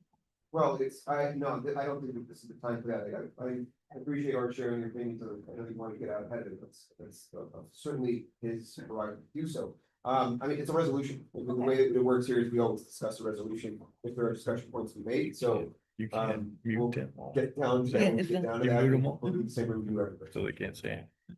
So based on that, I think, I would appreciate I have a lot of highlights, but I think the main thing for me today is to say thank you. Everybody driving here, getting on Zoom after, I don't know how long you had to wait. I found out today that actually we have a link that says the Zoom is not longer mandatory in a way, it's not being provided just as a course, right?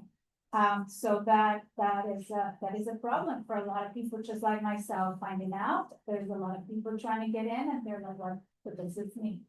I've talked to people that actually were trying to get in and they had, just like Raymond said, issues, physical issues and other issues in terms of not being able to come present, and they were very concerned. So I don't think that's okay. We need to talk about that, and that will be part of the notice session we have, which is part of my form. So I think I'll expand on that. I just want to say first, thank you, Vicky, for coming running to the meeting and letting us know that the Zoom wasn't working. I didn't know until I saw you. And to be honest with you, again, I appreciate you ran back and protected, and I know you mobilized a lot of people. A lot of people here mobilizing people. And the reason I say this is because when people want to say something, they show up. When they know something's happening and they have something to say, they show up. And I think the problem here, and you'll hear this a lot from me, and it's been a push for months now, is that lack of transparency of giving you the opportunity to show up. So thank you for doing that. And I think I'll leave it for when we talk about notice, about how that's gonna look in the future, how we're gonna address the fact that you couldn't do this before. And I think that's my main thing. We are at a contract level talking about notice for months. And so you're trying to backtrack everything you couldn't say at that time that you didn't know was happening. Because I got a lot of phone calls about that. There was a lot of conversation aside. I don't know. So thank you again. I'll leave the rest of the comments for the public. Okay. Thank you. The only, the manager contract, so we'll get to, as far as I understand it, is, Brad, you can correct me if I'm wrong, if we need to get there when we get there, but it's my understanding that we're not removing Zoom. We're not making it unavailable. It's still going to be available, but what we're doing.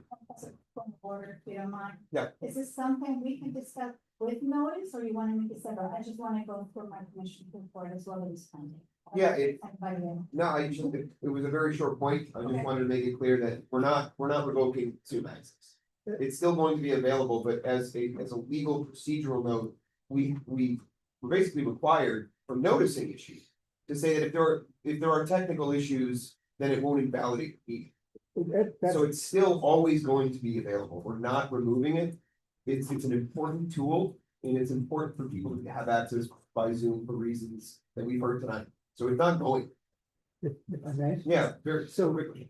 Very quick. So the notice that people are addressing is something that was done. My advice that I gave to the manager and to Madam Clerk.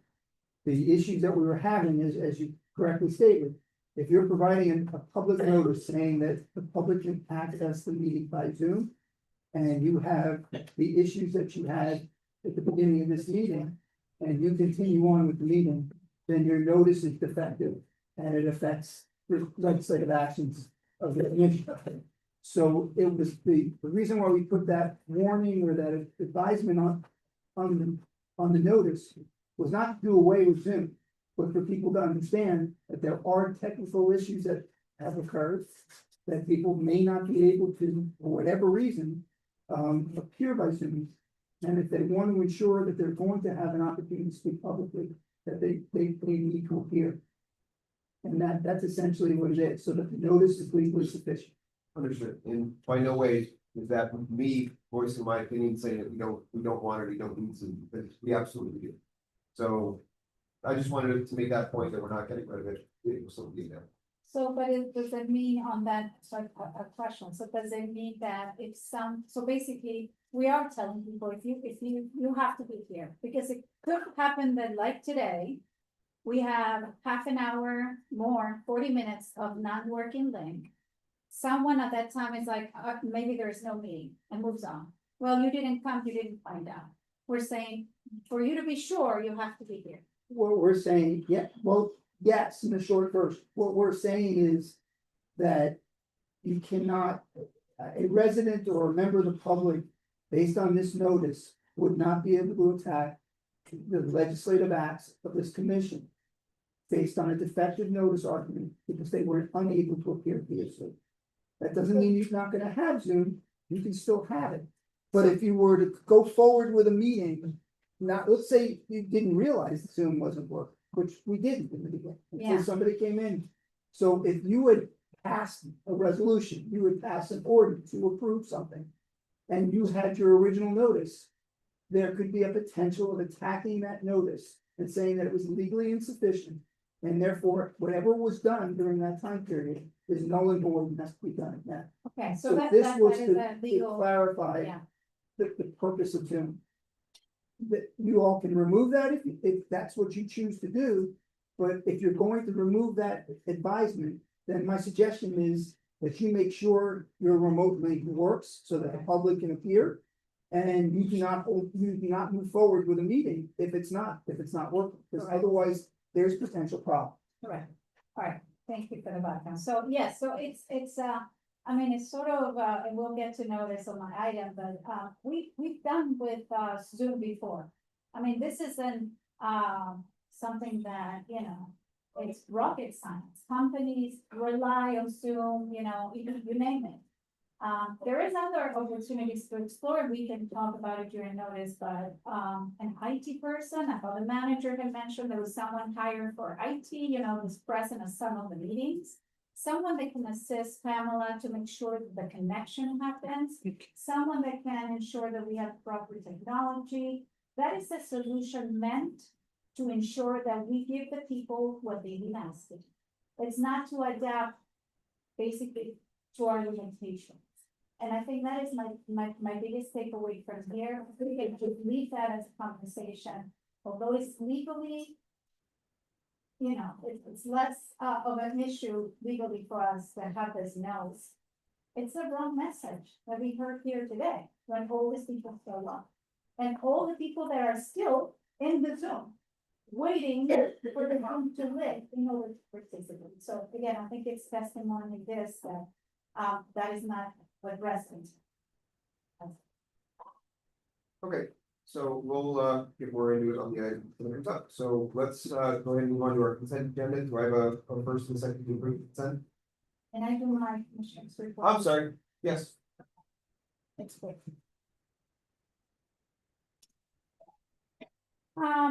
So I just want to highlight something. So I'm gonna address something that was brought up to my attention regarding inappropriate comments allegedly made about me during the July 8th commission meeting, which I was unable to attend. I was on vacation.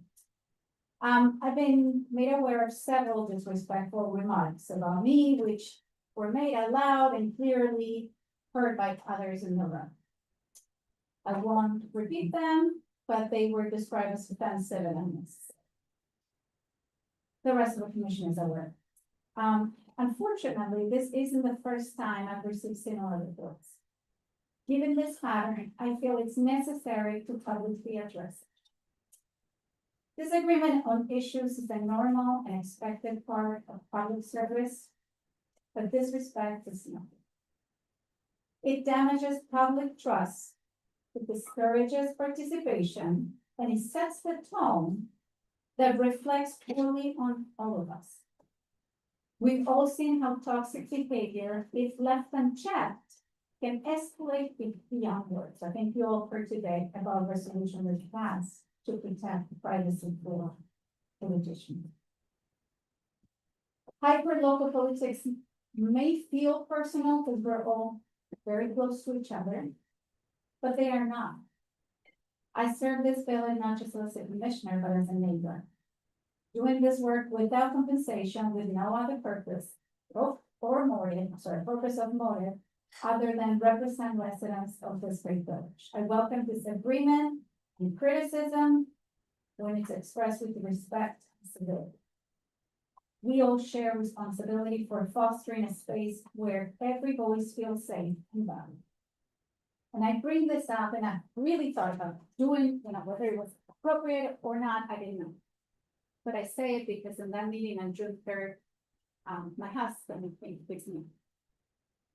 The comment was, I don't know if you're safe. And that's not okay. And so I want can you hear me? So the comment that I received is that I don't know if you're safe. And that's critically important to me. So something that maybe need to talk to the manager about, maybe there is something to do in terms of police supervision when I go back and forth. It's crazy to think this way. I don't feel unsafe. So I want to stay that clear. I don't. But there is an underlying tone of the violence. And I will address it later. But this is something that has to stop.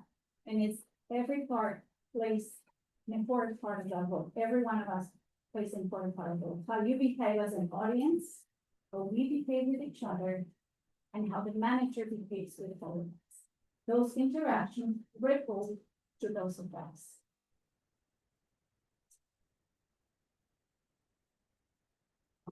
Thank you for sharing with the commissioner. I certainly echo you something that threats of violence have no place here in this room, here in this village, or in this community. No matter what, full stop. I hope everyone understands that. Okay, so let's go to our consent agenda, please. Do I have a first and a second to approve the consent?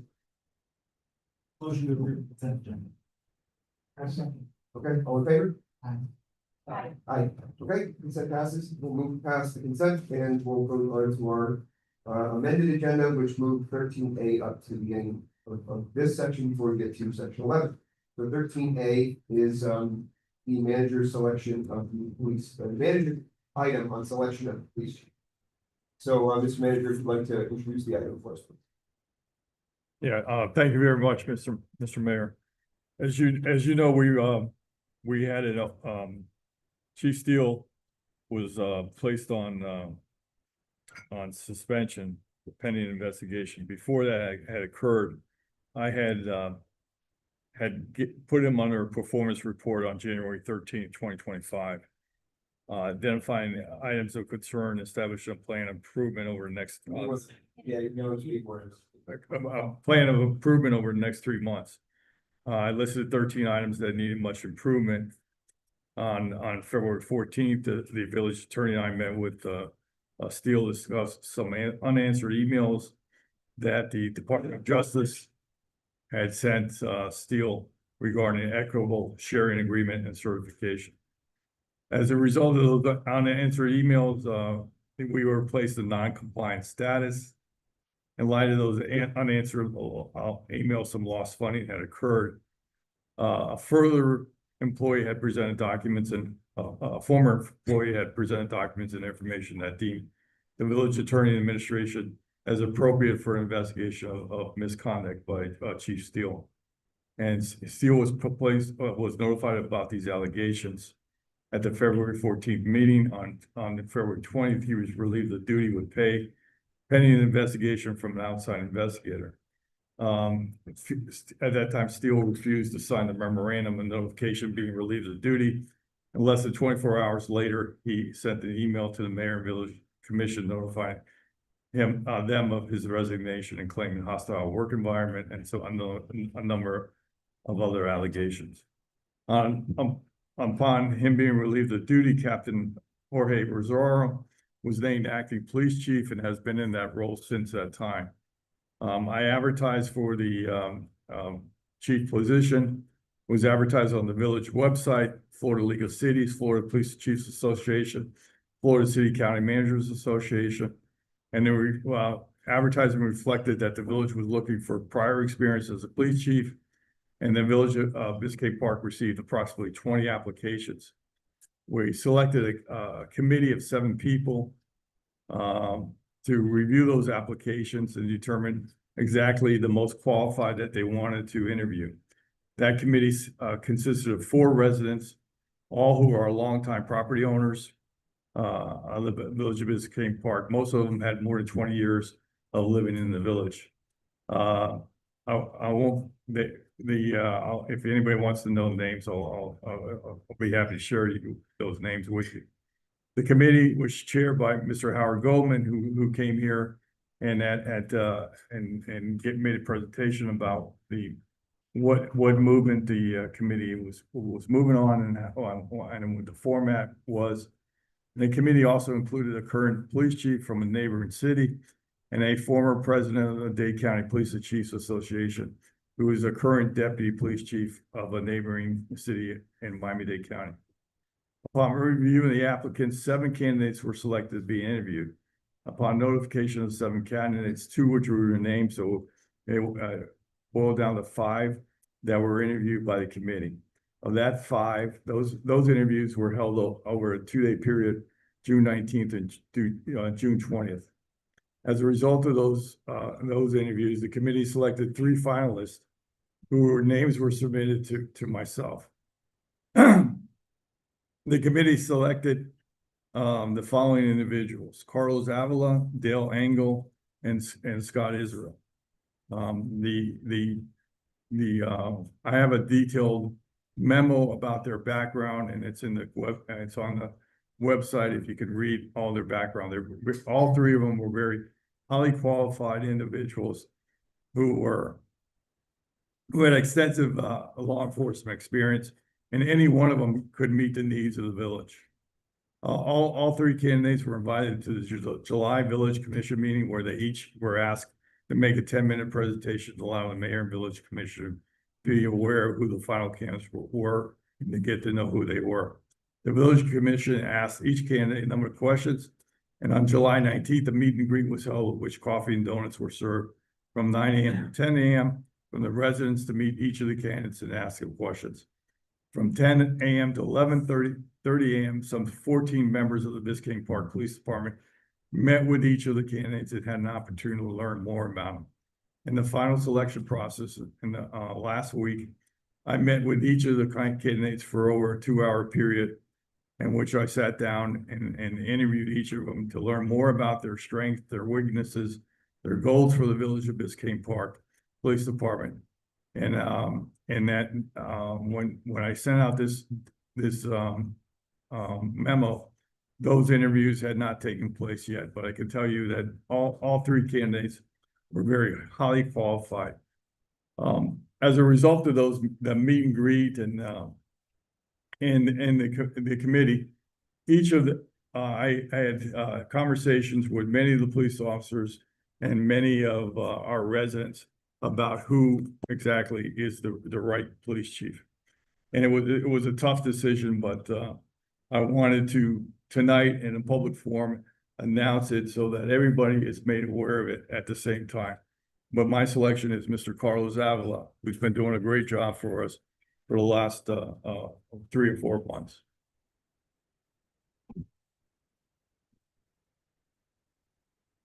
So I'll be meeting with Chief Avila in the next few days, sitting down with him, talking about goals and direction for the department, talking about community policing.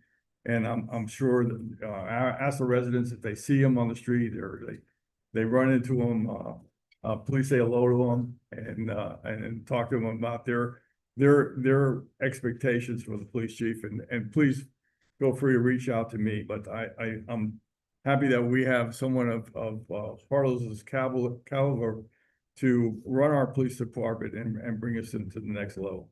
So thank you, Mr. Mayor, members of the commission, for your support in making this selection. Manager, thank you. Captain, now Chief Avila, very excited to see which direction you have for the police department, and very appreciative of your service to this group over the last several months. Acting Chief, former Acting Chief, thank you very much for filling in our time of need and providing some assistance to that department and stepping up. Thank you. It's been a pleasure. Very much appreciated, and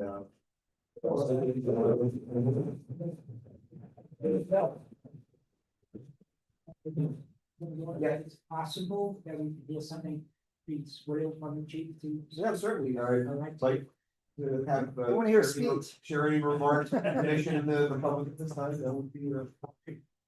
You gotta accept it, you just gotta accept it. Good tortures. Good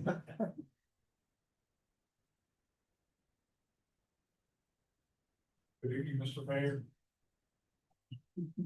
It's on. Yeah. Just gonna leave it. Mayor, Vice Mayor, Commissioners, and Mr. Manager. Thank you for considering it. And for giving me this opportunity. But I can have plans on. You can talk close. Here? There. Again,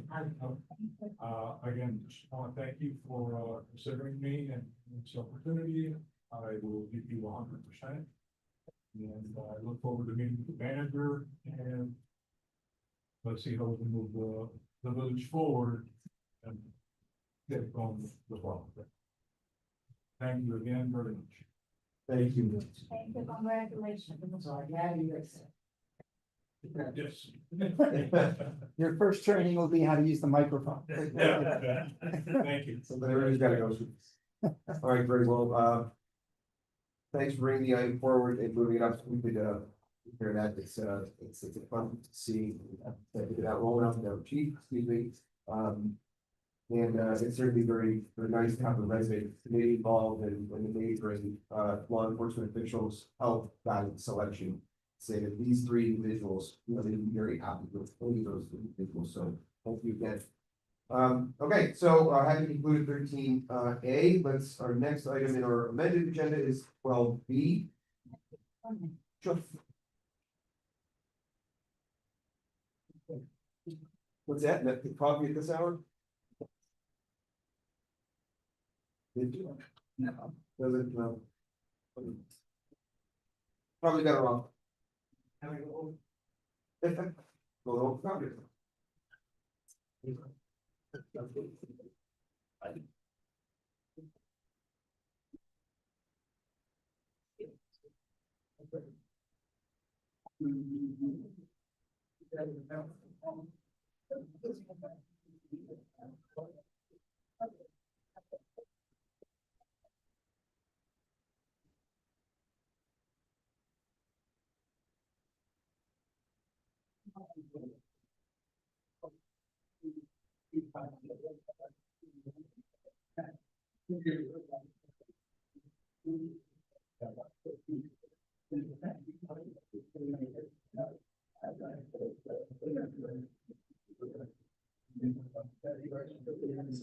Yeah, I saw that.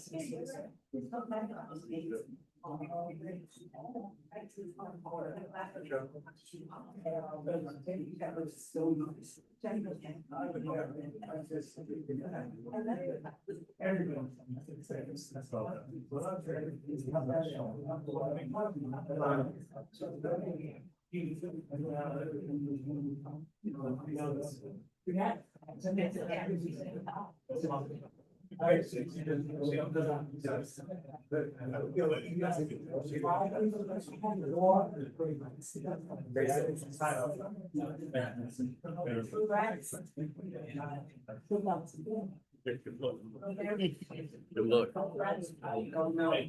That's no problem. Yeah, it's okay. Okay, that was fine. That was supposed to. But it didn't fly. Well,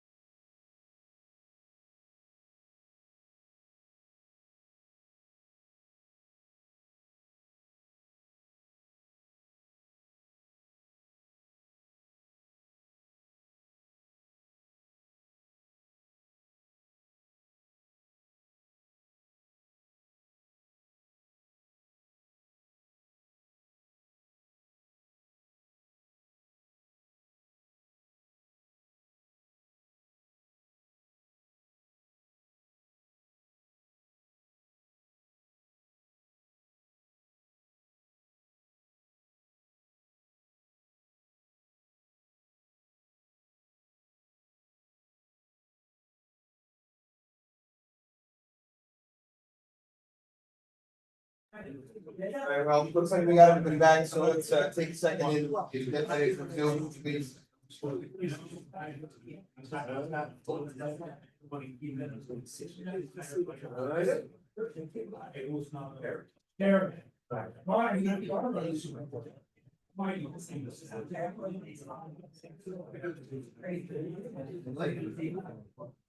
Get there.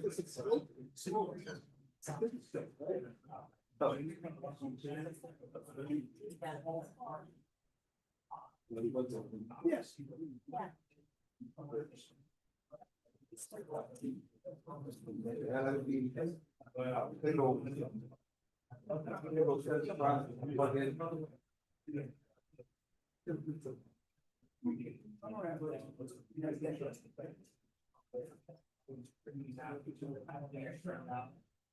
What's that? We're getting ready for that. Yeah. Okay.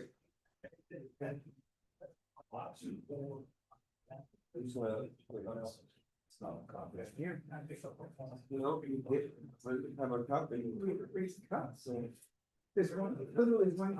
I would offer to share, but I don't know that that's. It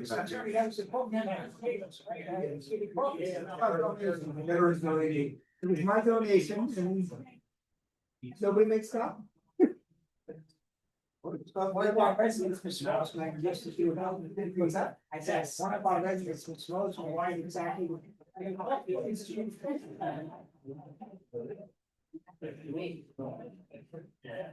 Monday. I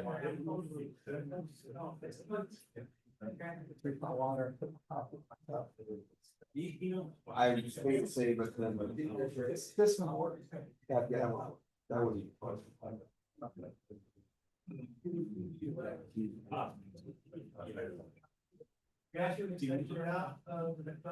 Probably.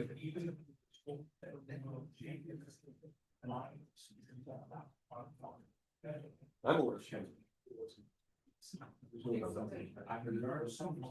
Sure, we're not saying something. Have a lot of support and that from everybody.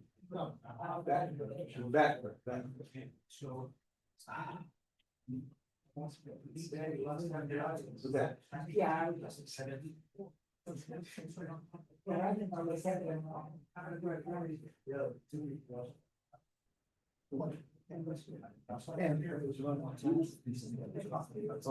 Fair. There's no more, just the one that's up there.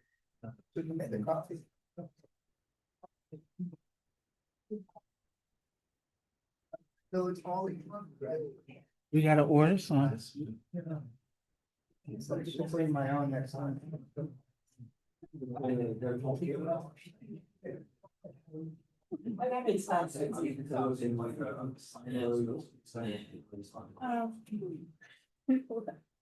you think I am? What was the question? I wanted to show you. Just.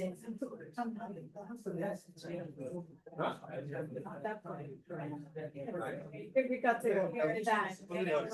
Was that? What's the year?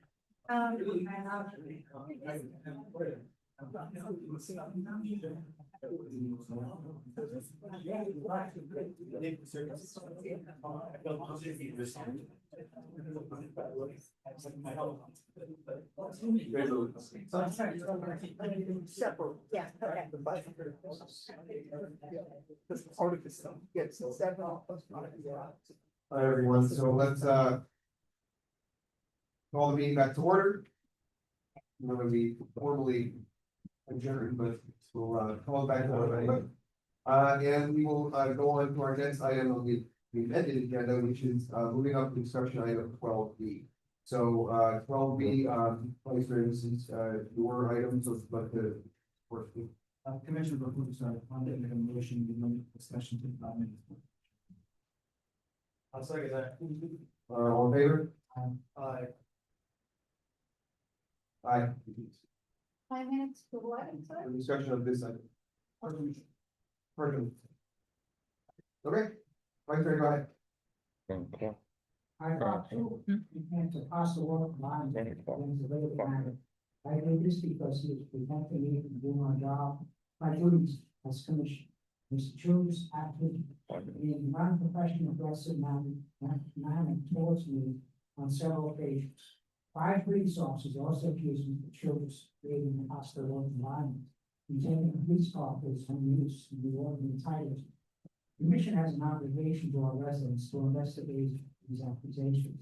If they are true, Mr. Childers should not be held for management.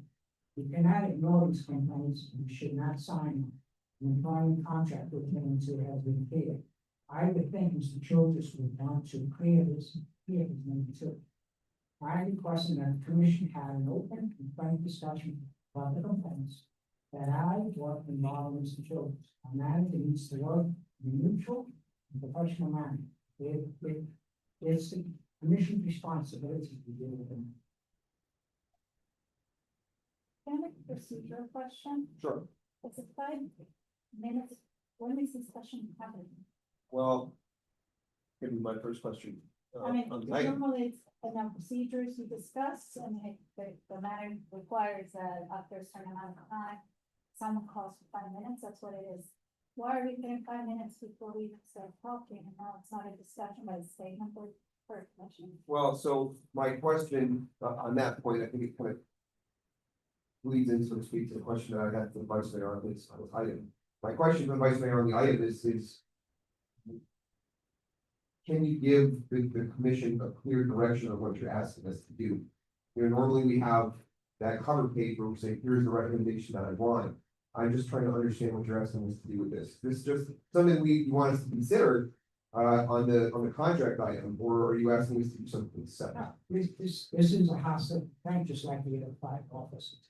I think it affects the hiring. So. Can I ask a quick question? Sure. Yeah. Dan, you filed an ethics complaint against the manager?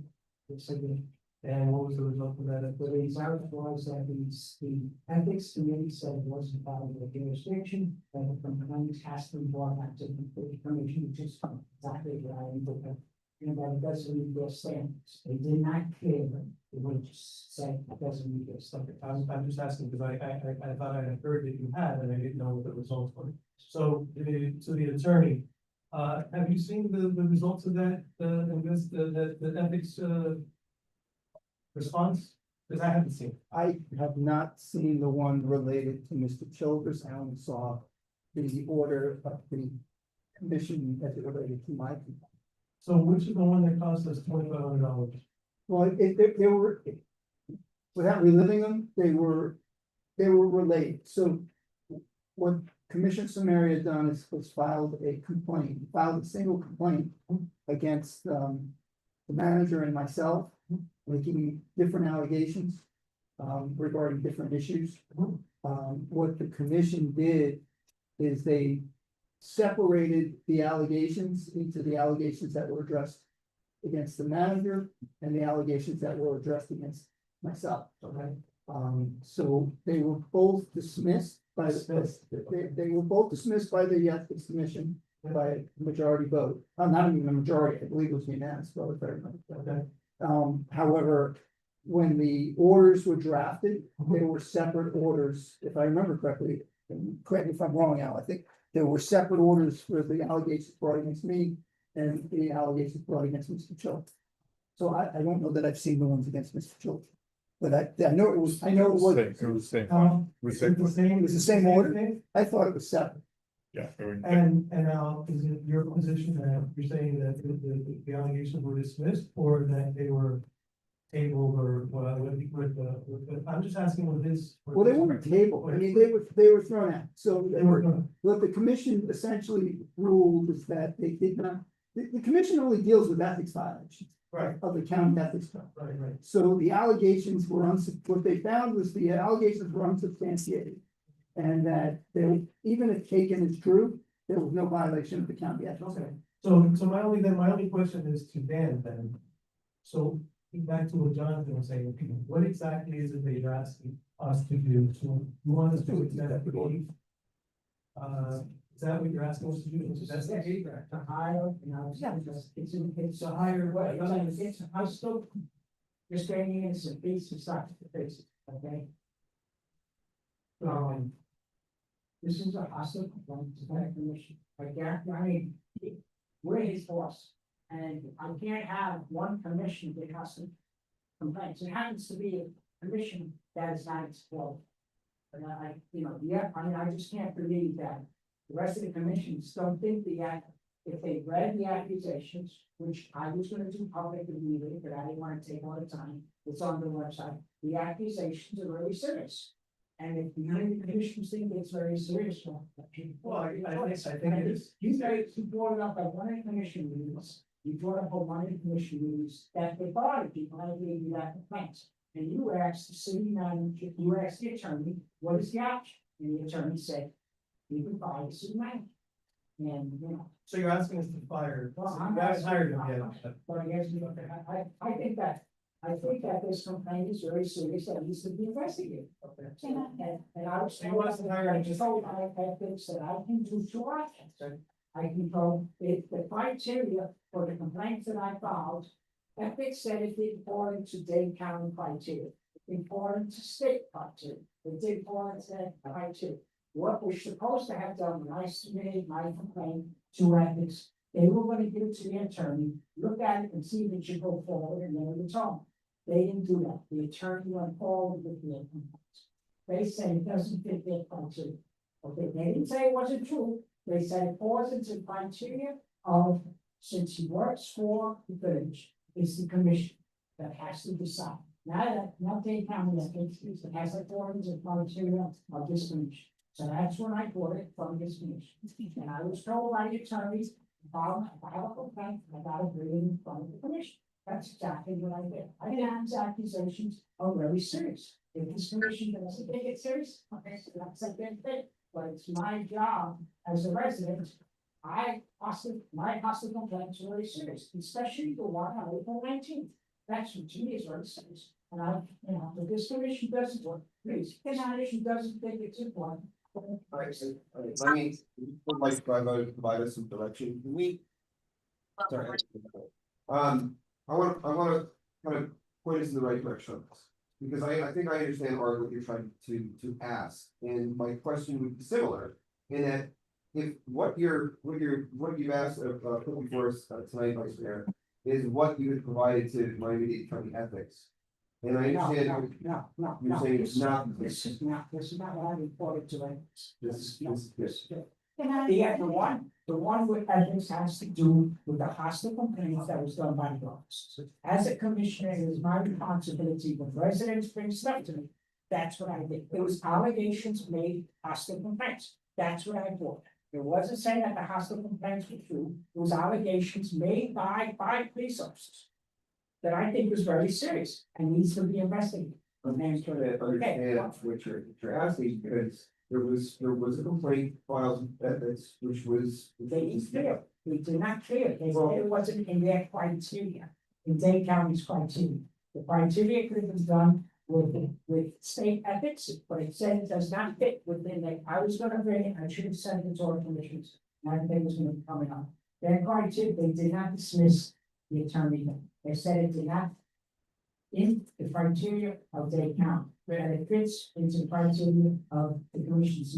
He works for the commission. May I make a suggestion? Sure. So. I think first of all, I think your allegations are extremely serious. I read your allegations. And I think they're very serious and we should take them seriously. Having said that. The only way to do this is to hire an attorney, hire an investigator, I don't know. That's something that we're gonna have to do, right? Obviously. No, the commission could do so. Well, no, The because attorney already told. I'm not an investigator. No, but We would have to investigate this firsthand before we make any decision. We can't just, I'm not an investigator. I think. I have a hard time finding my way home at night. So the issue is that we have to hire somebody. Okay, so to do an investigation and then whether the allegations are proven to be true or proven to be true at a cost. So then I guess that the only question is, are we willing to accept and pay that cost? Or are we willing to say, hey, if the allegations are substantiated, we'll pay the cost, but if they're not, then Dan should pay them. Because why should I pay if the allegations are proven, or why should the village pay if the allegations are proven untrue? That's the only thing we can do, so. So just saying that the five results that followed accusation, because it's proven that it's not true, they have to pay. All right, look, we're talking in circles really quickly. I know Commissioner Avery, you can ask me a point. So I just have a couple questions for them. We're getting to the procedural, so what it means, when it was, for me, remove all of that. I just get a representative that was voted and, duly elected, sitting here saying that the manager is not treating him correctly. There's several points here that are very concerning, and he's been bringing it up. And he's trying to kind of address the fact of what's next. I think the question here is, what's happening? So for me, and I'm gonna tell you that a lot of this, again, it's concerning, but it's not that different in certain circumstances that I experience. So I wanna make sure I understand what he means by each one of this. Because, again, it's been more like it's the ethics committee, or is it, I just wanna have a clear conversation where about the fire manager and ask the manager, what's going on? Threatening behavior. After I reached out to members of the city of Doral, I was threatened by interim manager. His behavior following communication with Doral members was intimidated and coercive, creating a climate of fear, retaliation. What does that mean, Dan? Are you going through, when you say fear and retaliation, this conduct goes against the principle of professionalism and decency? Yes, but what do you mean? What happened? Those are the questions I have. Unprecedented medical distress. I suffer a medical complication, the manager's office. These are very serious stuff. So what's next? So if it's like an investigation by someone else, or is a conversation among ourselves and the manager to see what's going on? So before we get into the process, as I thought, for me is, regardless of the process you decide, whether it's an investigation or it's a full conversation with a manager, we have to have a conversation, because we're about to hire him as a future village manager. That's how I feel. If it's gonna require some money, enough peace of mind to ensure that it's okay, then we can talk about what that looks like. Or what's the alternative B? You seem to believe there is an opportunity to do this without cost. Is that, workshop, we sit down and hash out all the cards on the table and talk about it? I don't know what it is, but I think regardless, we need to look into it. I think that, yeah, I'm not out, this is not out to get any money or anything. I wanna be able to, I got one more year, hopefully I'll get reelected. And if he's chosen city manager, I don't wanna have hostile problems in the future. And he works for this commission, hires, and it's with the commission. Now, the commission might say, they don't believe my accusations. Fine, then you don't believe my accusation. But I have, in all my accusations, especially the first one, that the April one is very serious. Okay, that's very serious what happened on the. Which one is on the The one ones you have? April 19th. So you have 7 points here. Which one is it? Yes, sir. While he's looking, Commissioner, any more? Oh, he's referring to a separate thing, sure, it's a different thing. So it's not, it's No, on the other. this is based upon the event that's in the back. So Commissioner Mary, I just want to be clear, what are you asking? You asking for the trying to come to terms with the manager, or are you asking for a formal investigation? No, I think one fact, I mean, I like to see, no, You see this as a no-cost solution to the village, or we? I like Mr. Jones. I was supporting you, and I still was supporting. And I want to be able to work with the city manager, I really do, but I can't be treated different than any, I've gone through this once before.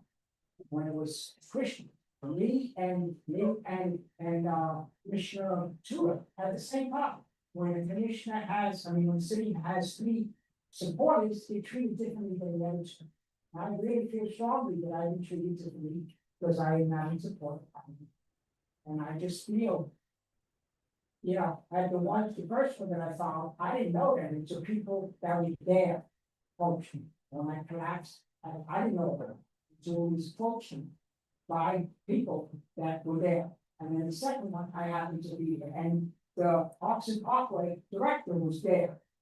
To have me as a commission, and I've done volunteer work in this village for I don't know how many years, but to tell me that I can't be behind the table. And to have a police officer tell me that I can't talk to residents at that meeting, that's offensive. Who did that? On April 19th, let me find my thing and I'll just read the whole thing.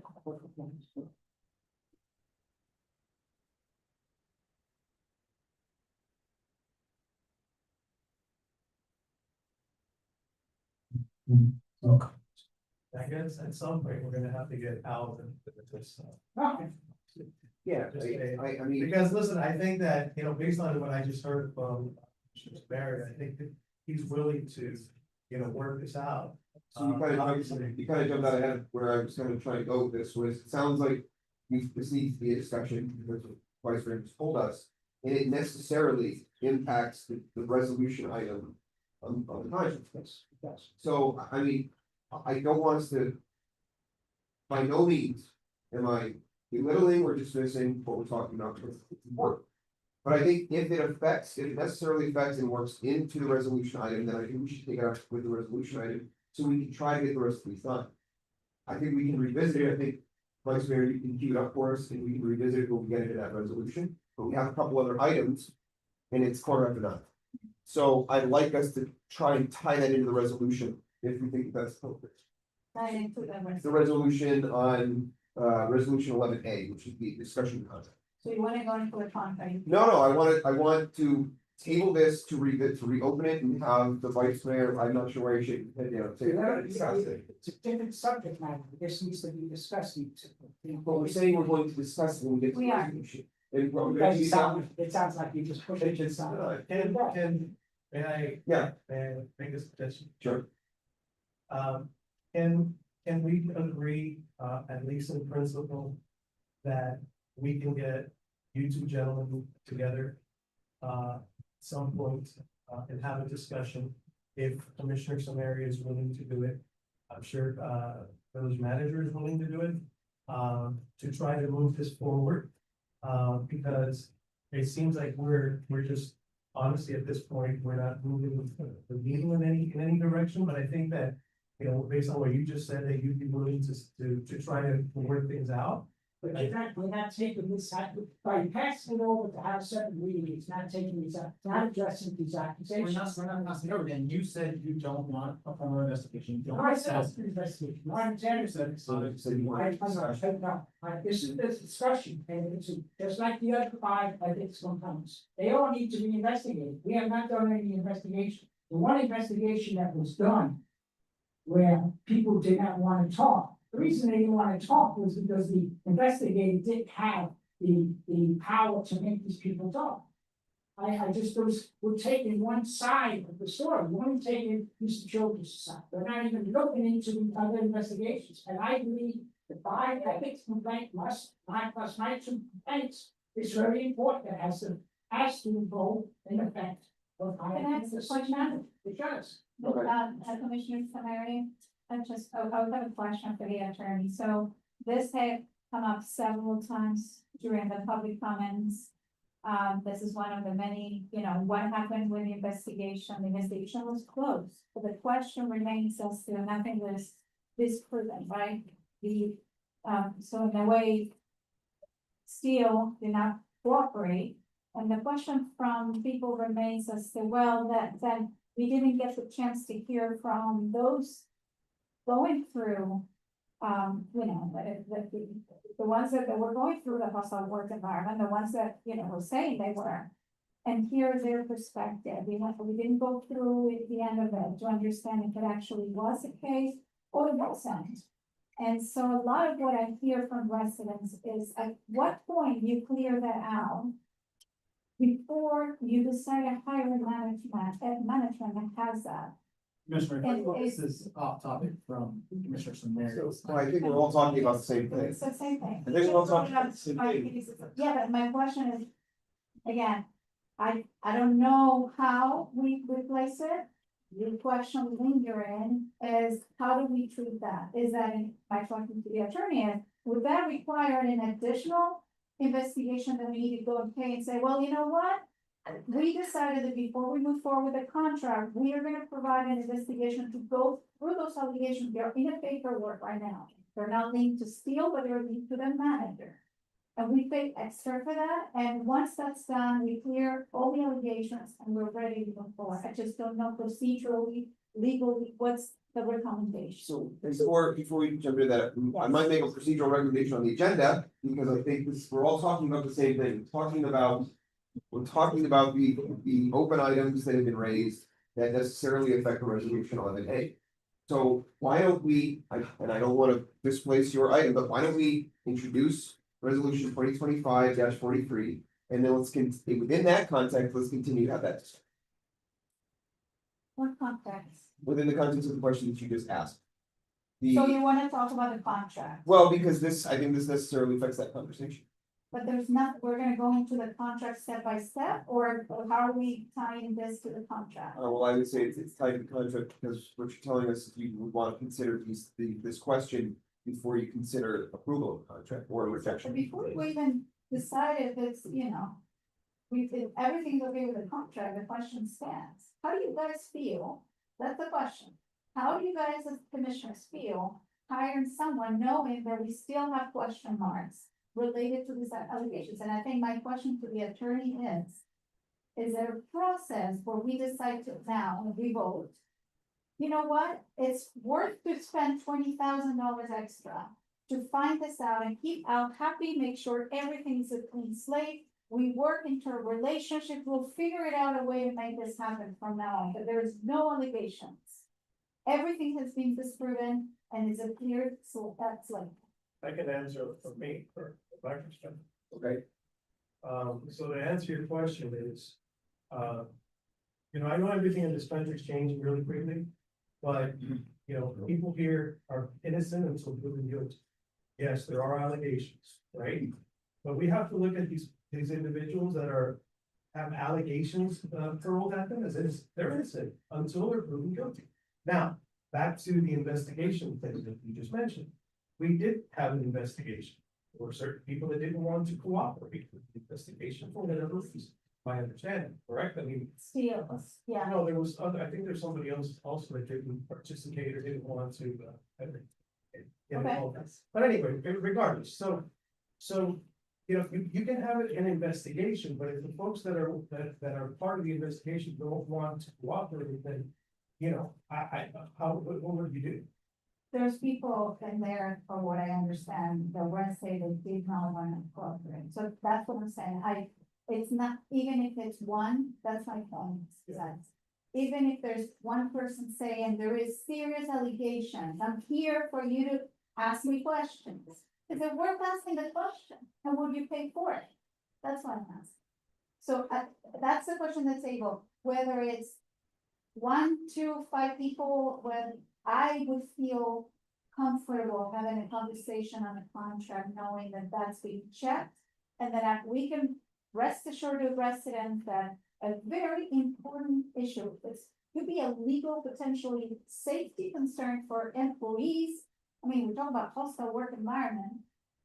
Haven't been clear and signing a contract for 5 years without clearing that. That's where people are coming struggling on the fact that this is moving forward without that being clear.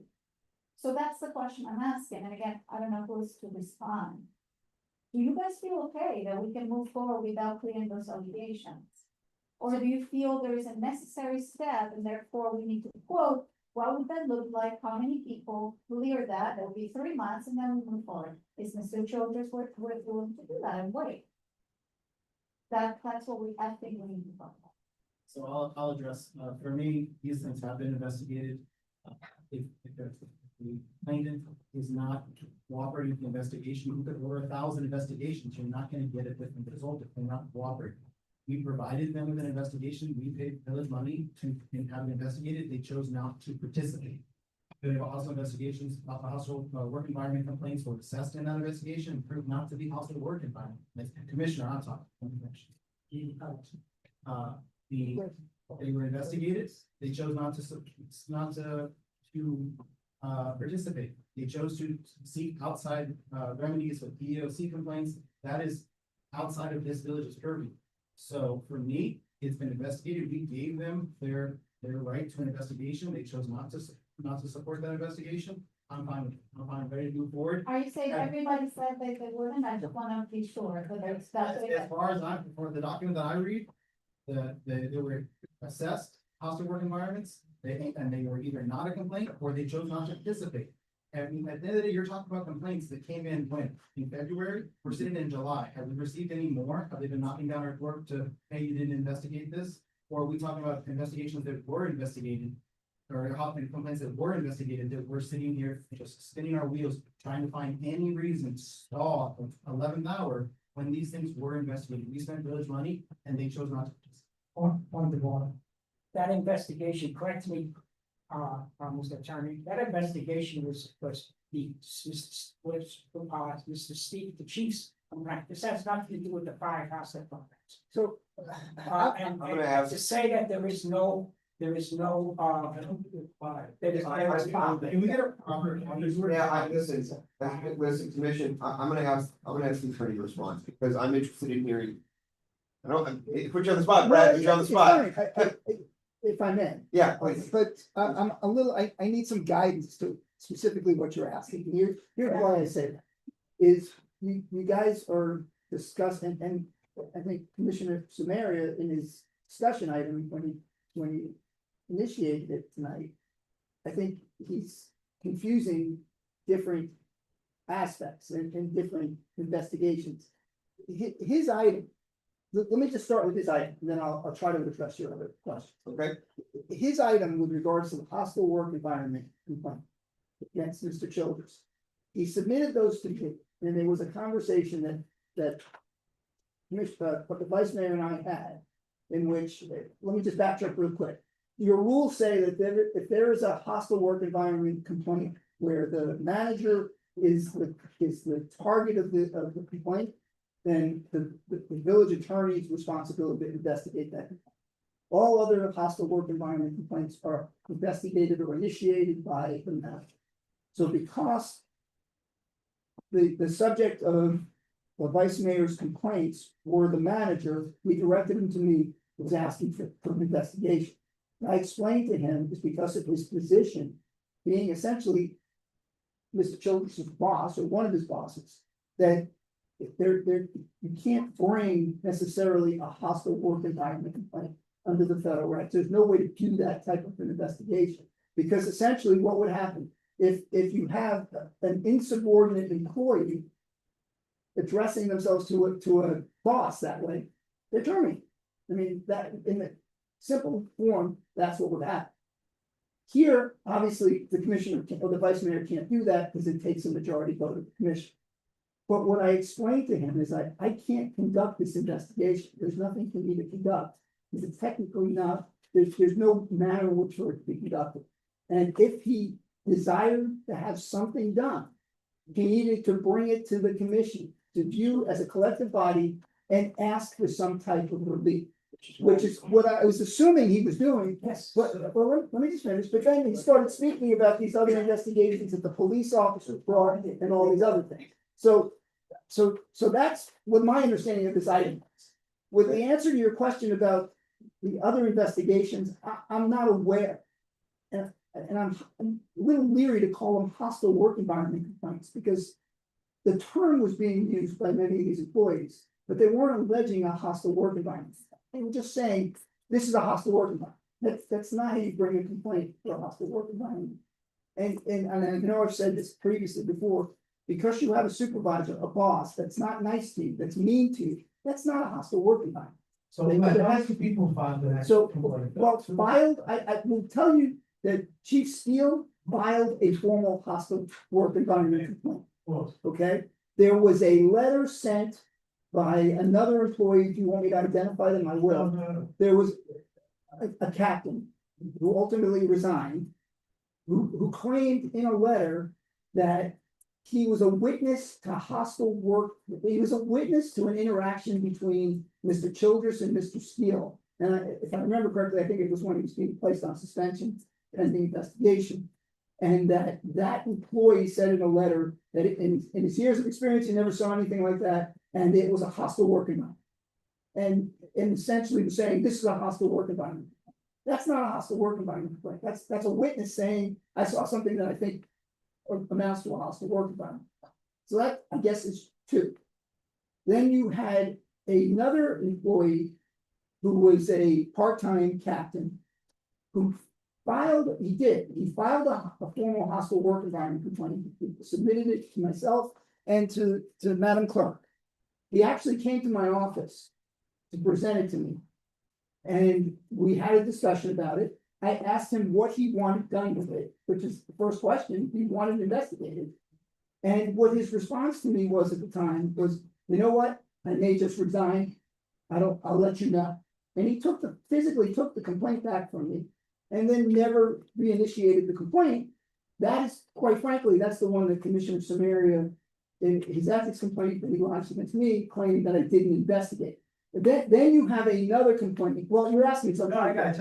And then there's another complaint, quote unquote complaint, which it was Officer Dana Rodriguez. I'm sorry, Dana Rodriguez. I Yeah, think that was her last name, Rodriguez. She came to a commission meeting. And that was the same day when Mr. Steele was here and he voiced his concerns and his position. And she basically said, I'm resigning. This is a hostile work environment, but didn't give any other information. So those are the only ones I'm aware of. So I'm aware of the ones I just listed, Commissioner Samaria's, and there was an investigation done into Chief Steele's hostile work environment complaint. And this is addressing Commissioner Ansler's question.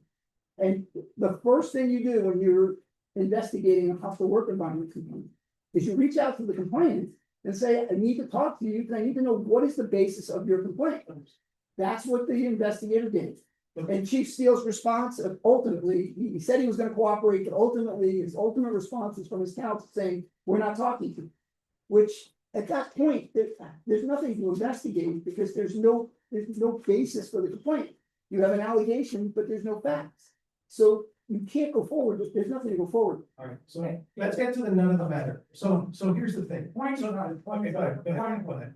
What this item is about my hospital. This has nothing to do with the chief and all of that. This is my hospital. And this is where I was told by the attorney that I have to bring the public solution. That is what I'm doing. Now, if a commission feels, as one of 5 bosses, feels that oh, sorry, you don't take nothing up, that's your choice. Right. That's.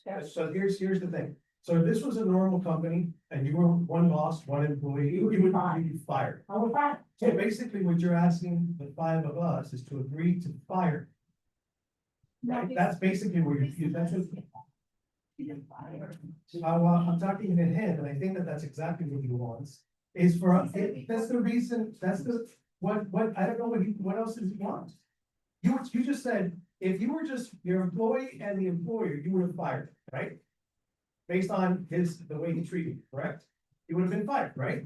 Right? Yes. Okay, so are you asking us to fire? As a person, this commission has to be, if you guys don't think, see, I think it's all because this is all commissions.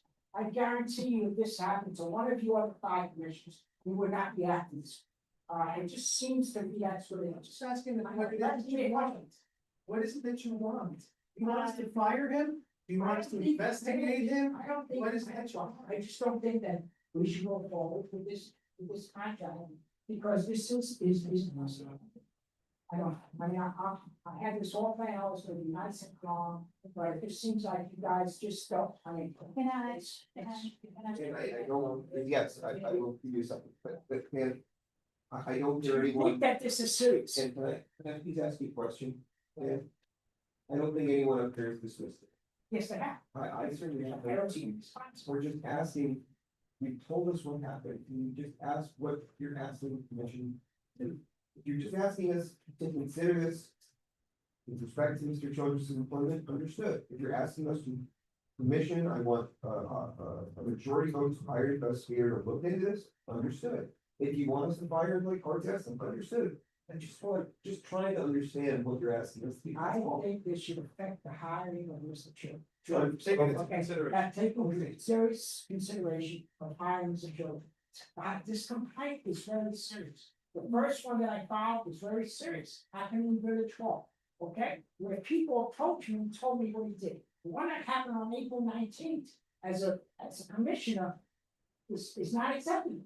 And I guarantee you that if this happened to any of you up here this high, I would have this kind of reaction. It just seems like every time Commissioner Samaria brings something up, we go against it. We don't look at it seriously. I heard it from you, Commissioner, and I heard it from your wife. I've been hearing it from everybody, telling me that this is bullshit, that I'm filing for sanitation. These are very serious complaints, and nobody's taking it serious. There's no need for language. We're just asking questions. We want to understand. Commissioner, if I may, please, you can address me, plus keep members of my family out of it. They have First Amendment rights. They are allowed to say what they want. Let's keep them out of it. You address me. But that you guys have lost some. All right, that's enough. Let's keep the discussion here, please. Commissioner Andrew, you wanted to ask the question? Yes, no, I just wanna, I basically have the exact same question that Commissioner. I mean, I experienced myself what I consider to be different treatment. And, you know, I thought a lot hard and serious whether to bring up. And there is no better time before we sign a contract for 5 years. So I wanna have an open conversation about that. And when I read these allegations and I see the way he's acting and I see what he's saying, I don't have the serious concern he does, but it definitely feels a different treatment. So the question to you, and I think, again, I don't think Samir is saying fire anybody because he hasn't been hired to do it. He's saying before you hire him, this is important, what are you willing to do about this? Is it worth considering before you move forward with this contract? And so I'm gonna tell you, I've experienced myself delaying responses, I didn't do, you know, myself blockage to meet the vendors. I hear you, we meeting, you know, about grants, I'm like, that's awesome, I wish I could. But I have to talk to GoGov and I have to call the attorney because I'm not provided a number until I do. And the feedback is, well, it's not fair for you to call them if the rest of the commission doesn't have the same information. I have a question for the vendor that we pay. So the treatment seems to be very different. And I have things like that filed up, and I'm like, it's a style of management. Well, good. It's a style of management, so you either like the style or you don't. But here's the thing. I'm only 20%. He's only 20%. So as long as you three get along, it goes. Is that fair for the representation of residents and have that happening? Is that fair for both of us to have that happening? Would you hire someone if it was just yourself with those concerns? And that's all I'm bringing. I think he has the qualifications. I've said it before. I think his experience speaks for itself. I think he's suited for large villages, not villages, large cities. I don't think it belongs here because the style has a lot to do with who we are. And it's reflected in the way I feel I'm treated.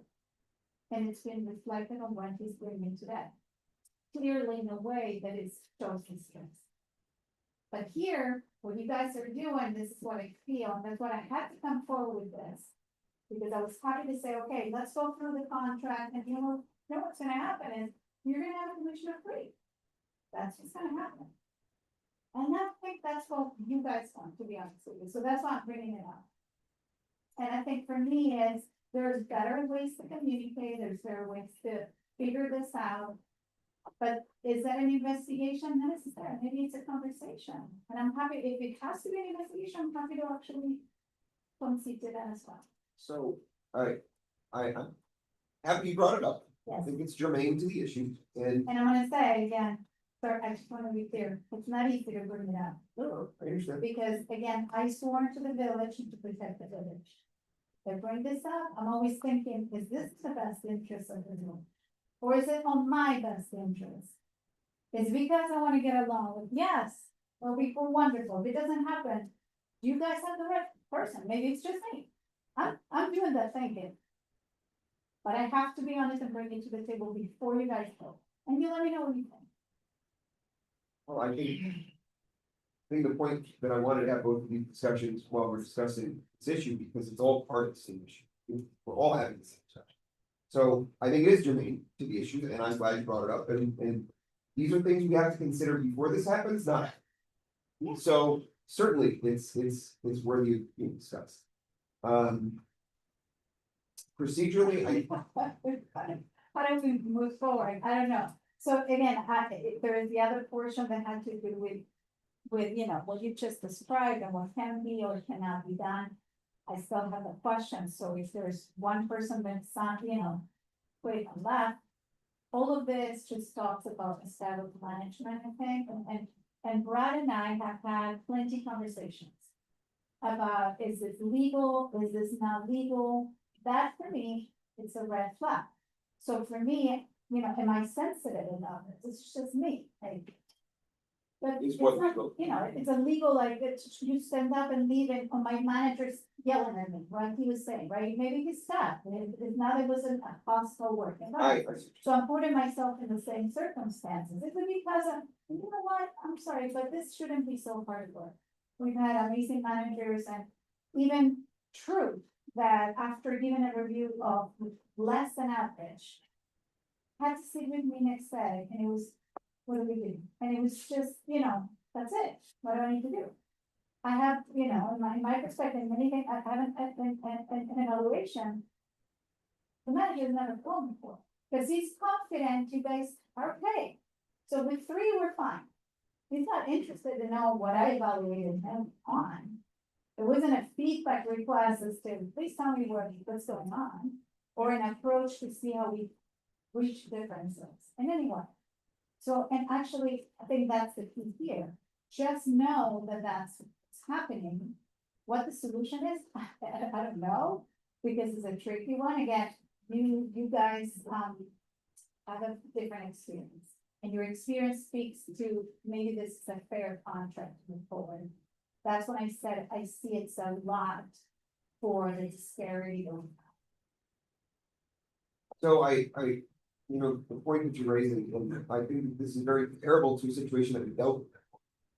When several of us sat here, we looked at Matt at the end of the table and said, Matt, you and Chris don't get along. I said that. Yeah. We We said, need to figure it out. it was, I don't know if it was 4-1 or 3-2, but it was 4-1, and I don't think that we discounted his position. I think we said, Chris, Matt, you guys gotta figure it out. Yeah. You guys gotta figure it out. You know, and I'm not in any way dismissing your position or vice mayor's position, because I think they're important.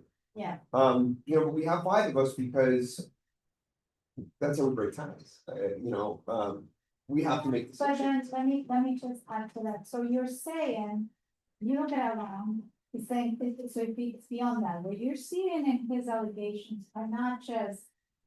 He, you know, didn't answer an email. Well, you've seen allegations are serious allegations. So, first, that's my concern. Second, we have other employees literally, they can lie and leave. Whether that was, again, because of the style, because of the allegation, you know, that's what we don't know, and I don't know. But then the feeling, what you're saying is, you know, we're fine, then the rest need to get along. No, It hasn't happened in 10 months, I'm gonna tell you now. We're about to sign a contract for 5 years. So it's not that we gotta hash things out because we haven't been working together for 3 weeks. So I've made my intent, you know, I'm the only one that could monthly and weekly meetings. I've never received a request for a weekly meeting, you know, with me. So the app is, I have 2 phone calls a month. So I don't know, I mean, you guys work with that, if the feedback is gonna be, well, you can call. Guys, and try, you know, if I've made a meeting, a request of, it could be a public record request, it could be speaking to a vendor. You've seen items that be blocked, when I have a resolution to defend that, you guys haven't received it. You know, there have been set, we can do that if you want, we can sit down as a special commission meeting, I can bring you together all of those little details. Doesn't matter. That's what I'm saying, doesn't even matter, because you have one commissioner already bringing up a lot of allegations, and this employee's doing that. That's why I was doubting to do it, I'm like, it should be enough to call the flag and say, let's talk about it. So if the idea is, well, 3 of us are fine, and that's majority, then I have something to say, that's what. I don't think that my expression of tie breaking is to say that 3 of us are fine, so deal with it. That's not By any means, I'm not trying to say that. You know, I think if you look, if we're to take these things separately, if we're talking about these 4 or 5 complaints, whatever they may be, you know, I've been quite satisfied to hear the explanation from Brad for several months. That they cannot be substantiated for the reasons that I stated on the record, I won't rehash them. This is certainly different, this is certainly different. This is something that the vice mayor is representing to us that have not proved. Yeah. So that I understand is different categorically than the other complaints that were there. So You wanna go into the contract? I think we're already talking about it, so. Let me ask you this, Yeah. because the next point is notice. Before we get to the contract, which is a key issue on me. And the way everything, how do you say this, mass considering a very important part of sunshine law. And engagement of residents and agents, right, by law has to do this, it's our own resolution of the info. And you all have heard me on the record. On workshop saying, I don't feel comfortable, no one's here except for Janie Anderson and Danielle Huntington, you know, and the feedback is well represented. You know, I think the idea of. Again, me making it public, not being highlighted. Was trying to see if it was of interest of anybody to, without me bringing it as an issue. Until someone did. And so, and residents, how come this vote is happening? I had something to say. When was the meeting notice? And that's when people start with their concern. That's a performance issue. That's a big liability issue coming to me. And so I'm tying it out because, you know, we're not talking about a style. So now let's talk about something else that has to do with the functionality, that the function in itself of the map. So is it because I'm bringing it up?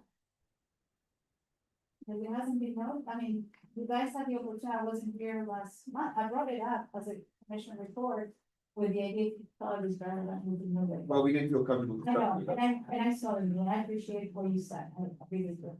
Mr. Mayor, if I will, we have 15 minutes left of this meeting. I'm not sure which item we're moved on from some areas to Commissioner Amsler's. I'm not sure where we are at this point, but we have 15 minutes to make a very important resolution. I would really like to put that resolution up. Start that discussion. So the point that you're trying to, I understand, let me see if I can try to truncate it for you. Yeah. If I can, and if it's not fair, then you can just let me know. But what, in the context of the noticing issue. And we've all read it, we understand that there are some red flags being raised about the noticing, certainly. In the context of the agreement with the resolution.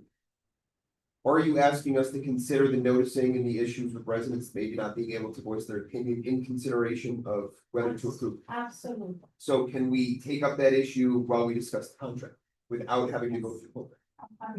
Okay, so I'm just trying to put us all in one basket here so we can all do the same thing. I appreciate that. All right, so then let's start with the resolution. Let's see what we can do with 15 minutes.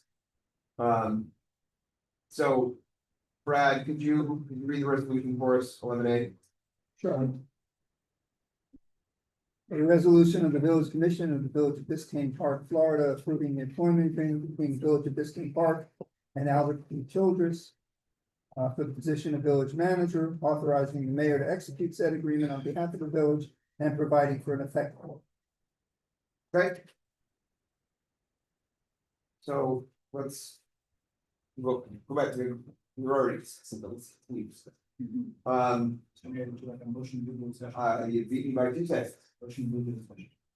Will you wait a second? Discussion. Yes. Okay, so all in favor? Okay, and while we're at it, I'm gonna move to extend the meeting. You're gonna do what? Move to extend the meeting 15 minutes. We've got 14 minutes to discuss this resolution. I'll second that. All in favor? Hi. Aye. Sorry, Eric.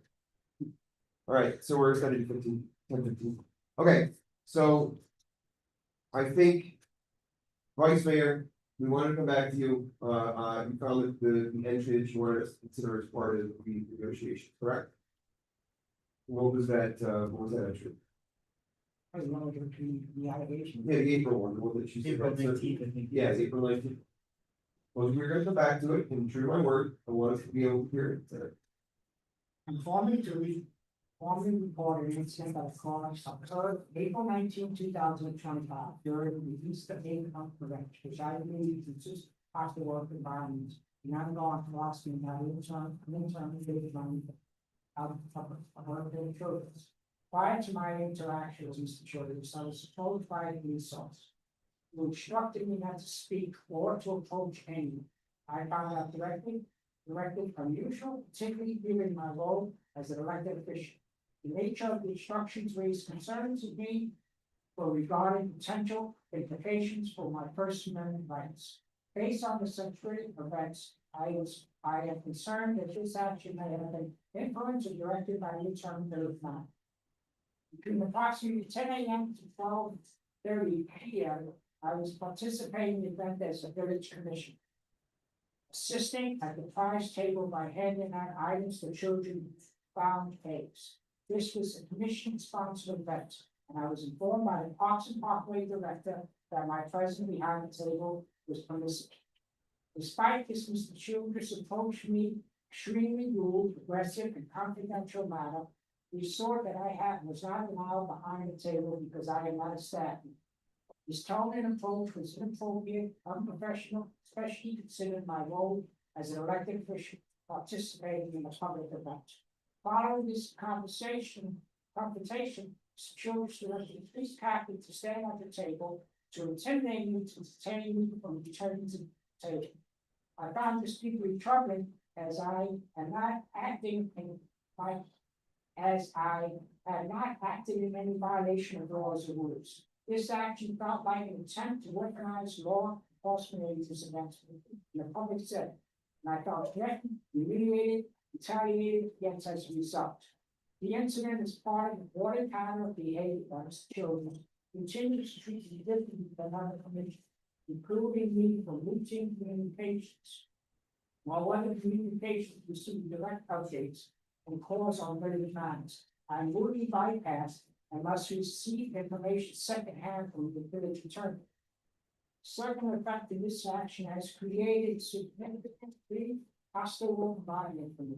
I request that this matter be formally investigated and that appropriate steps be taken to ensure professional and respectfully and non-retaliated liability for all elected officials. Please confirm you received this complaint and add advice on the next steps. I am available to discuss further at your earliest conversations. Sincerely, Dan Samaria, Commissioner, Village of Biscayne Park. After this incident happened, I called our attorney and left a message, and that's what I'm saying. 3 weeks, I have not heard back from the attorney. Jonathan, can I ask you a question? Sure. And maybe this is for Brad, I don't know, one of you two gentlemen. Okay. Obviously, this is not a trial, but he's just made some serious allegations against Al. Should we give Al an opportunity to respond to these serious allegations? Because I would like to, I mean, if I were in his shoes, I would like to respond. But I don't know.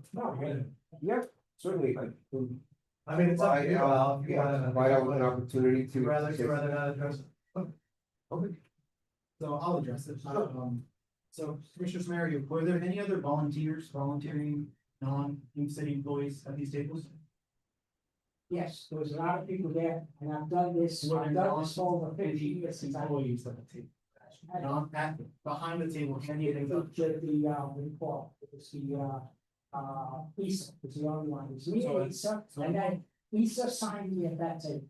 Other people had other tables, she assigned me at the lower table.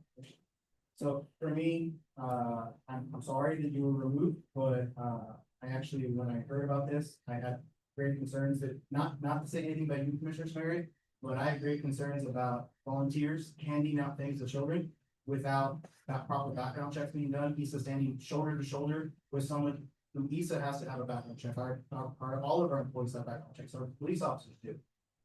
To me, it just doesn't, and it's nothing about you, it's about liability to the village. You put somebody wearing a village shirt at a village table, handing out things to residents, handing out things to participants, and we don't know who we're allowing to do this. It's nothing about Samaria, it's about, that's just liability. You have to curb that liability.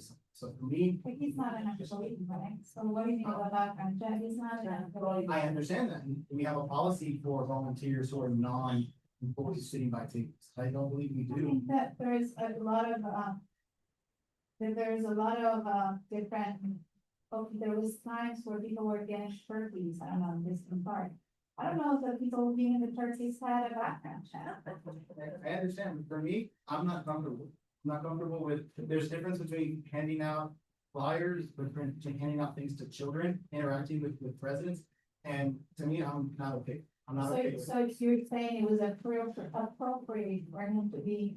I'm not commenting on Commissioner Samaria, I'm commenting on having a village representative standing behind a village table that has not been, that's not an employee of the village, doesn't have insurance on the village, when he trips and falls, he's acting as an employee, acting as a volunteer without proper documentation. To me, I'm not, it doesn't matter who it is. I do have, investment, in pest control industry, I have clean investigated. Commissioner, I've said multiple times, it's not about you, it's about the idea in general. 16 years, I've never heard anybody ever bring this. Never heard it. So the item is being brought by Vice Mayor Samaria for us to consider context of the employment agreement with Mr. Service. I think that we need to, each of us internalize that and decide how we feel about it. We can discuss it, but it needs to be the rest of the contract, we need to talk about. So we need to talk about all these issues in front of us.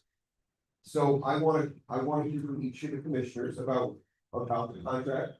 If I can, before you move on, one thing Commissioner Samaria also said that, typically he misstated, he said he contacted the attorney, he didn't receive anything back. What was the contents of that? Did you say you were gonna send an email? No, I contacted I was really upset about it, so I called the attorney, I left a message on his cell. What did you say?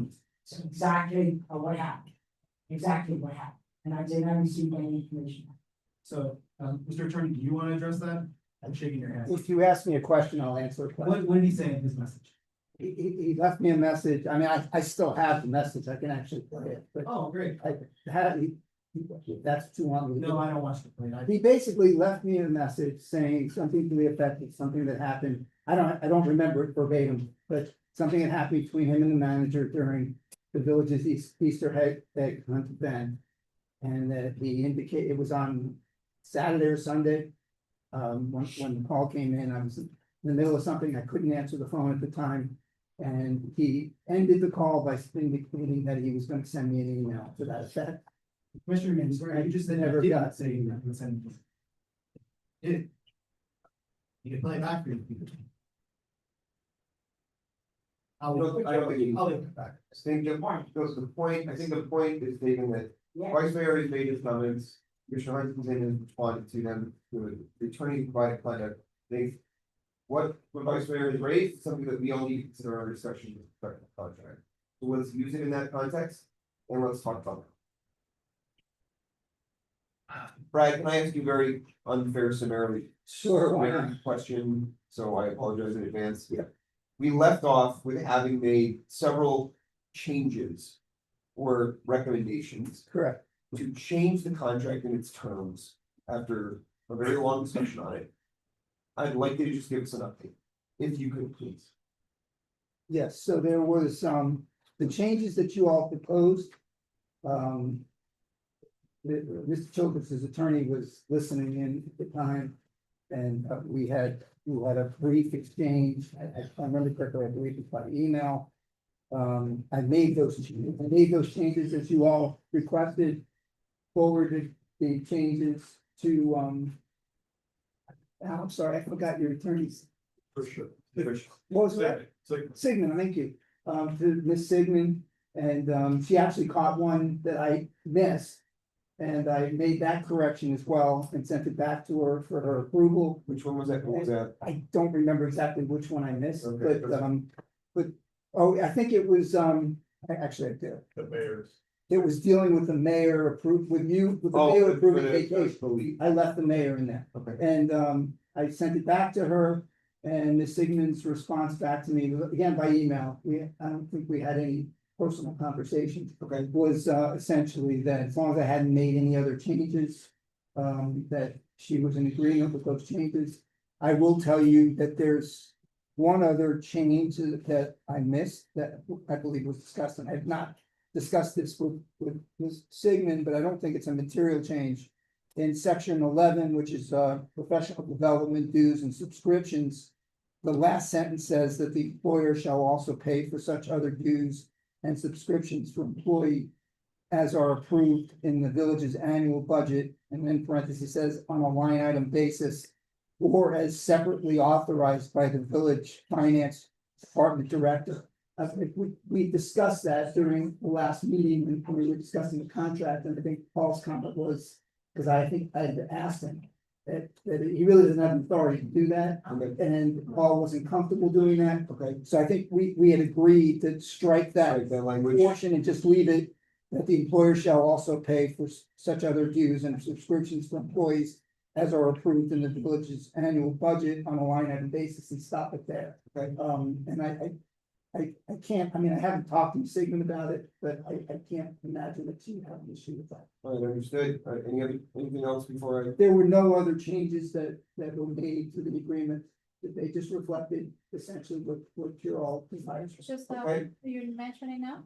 There were no, so based on what you have today for approval, the only change that would have to be made is striking through that last part of section 11 that references the just village's discussed. finance director. Because all other changes that were discussed by this commission at the special agenda meeting. Are incorporated into the exhibit you have before you. So if you were to approve this agreement, with the amendment of just removing that language, what I would do tomorrow is reach out to Sigmund, just let her know, this is what the commission did. I think it was something we all agreed to anyway. Okay, And as long as she had no issue, we could move forward with the execution. okay. Can I ask a question? I believe I made a note that also one of the changes with respect to section 5, health and life insurance benefit, where there was a negotiation that came back and forth, and the commission then said, okay, you can keep the health and dental insurance as you requested, and the life insurance, it wouldn't be for 2 years, but it would be for 1. That's what I understood. My recollection, and I believe it was Commissioner Gonzalez ultimately that brought it up, and there was a consensus. I think Paul discussed the difference in the cost of the village between 1 year and 2 years, and that the commission determined that it was negligible, the difference, and that it was left. I don't remember the exact amount, but I think Paul was giving an estimate, and it was negligible. It may have been Commissioner Huntington, I can't remember, but I think the consensus was to leave it at 2 years. Okay. All right. That's my recollection. Understood. All right, and I certainly don't want to speak for you, Al, but I believe that there was an additional change that may not be reflected. It's my understanding, and don't let me speak for you, but it was my understanding that you were representing that you would be opting out of the FRS. Yeah, of course, please.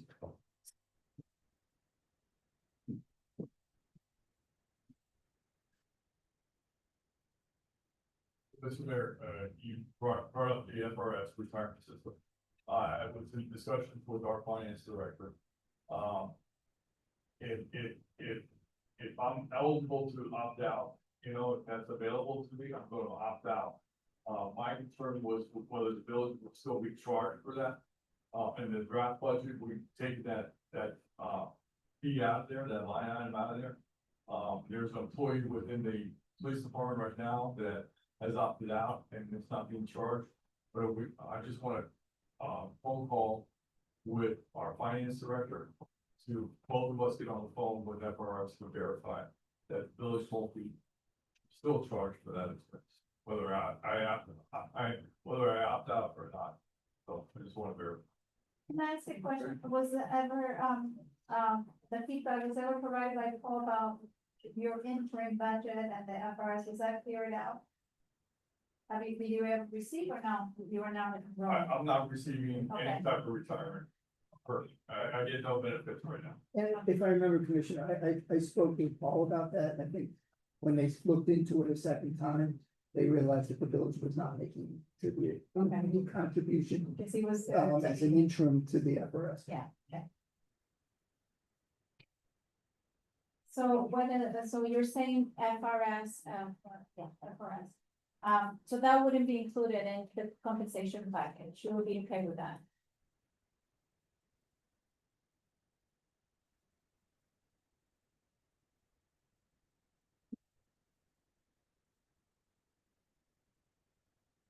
Commissioner, I want to make it clear that I want to have a phone call with FRS, with the finance director. And it's not, in the draft budget, it's not put in there. But, you know. So my question is, if The you're, FRS was said, FRS made one statement to me and made another statement to Paul when he called. So we want to get both of us on the line together and verify that even if I opt out, that the village is not gonna be charged. Because if the village is charged, then the benefit needs to be in there.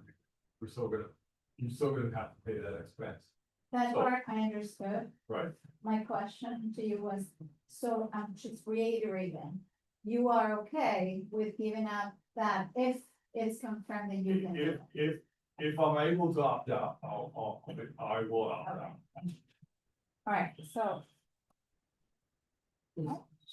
Is that the? Yeah, go ahead. Is that what I understand that, what I'm confused about, and I think was that the meeting was about $60,000 that you were supposed to get. It was right, Commissioner Smith. The attorney just clarified that, that was a payment for his interim top 10-year year. And the attorney just clarified that they cleared it out that price is not. Oh, okay, that's what I'm trying to. Thank you. Okay, I just wanted to provide that context since that was brought to my attention today, so I appreciate that.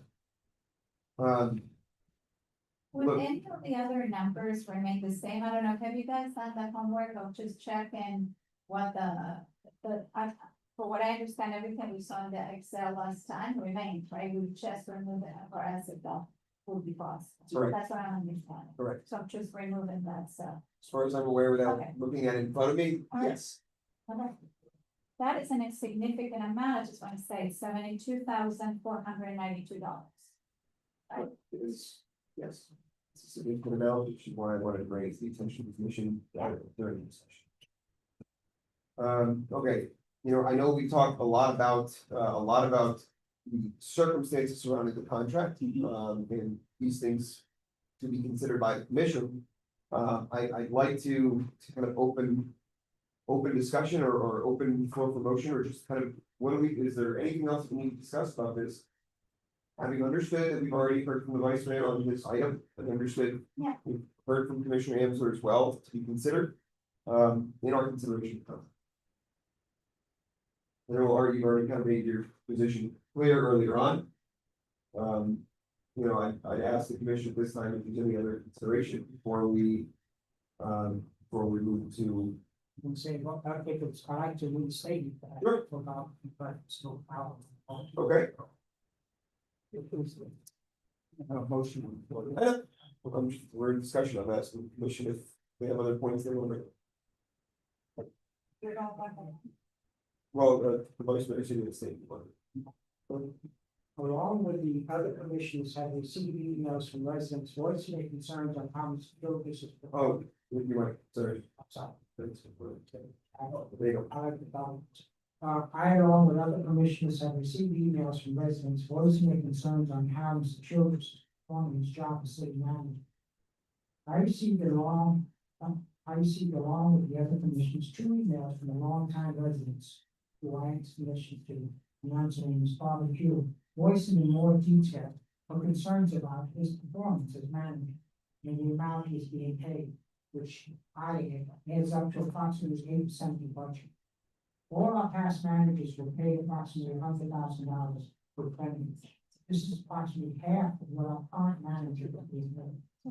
That existing amount is divided other departments of funds that they needed to do their job. I hope that each of you have taken this time to read what Ms. Q is concerning.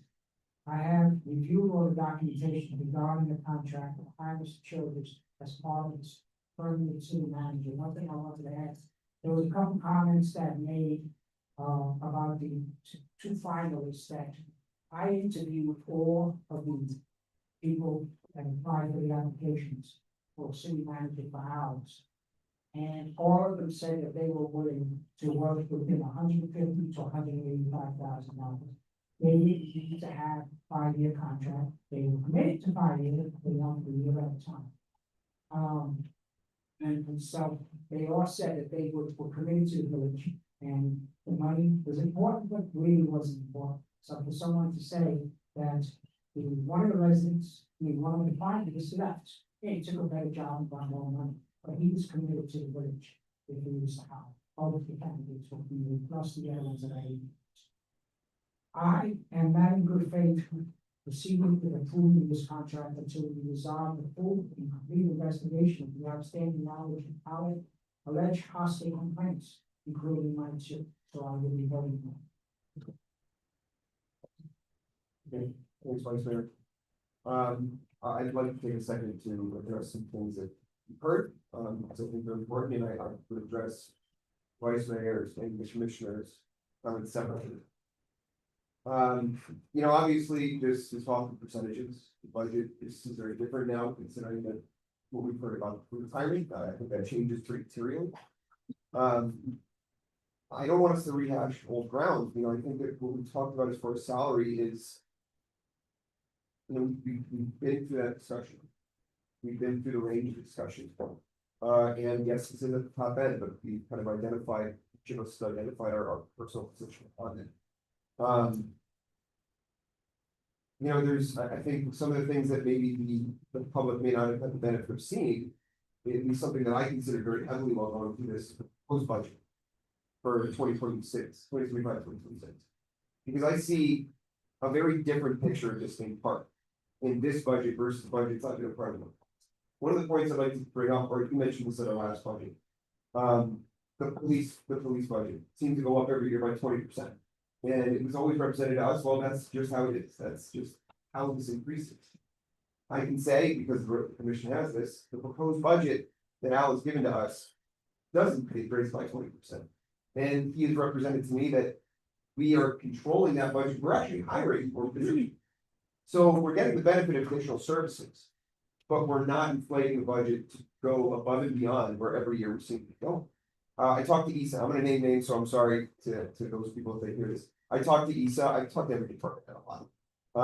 I talked to Issa and he's represented to me that he's met more with Al than any other manager he has.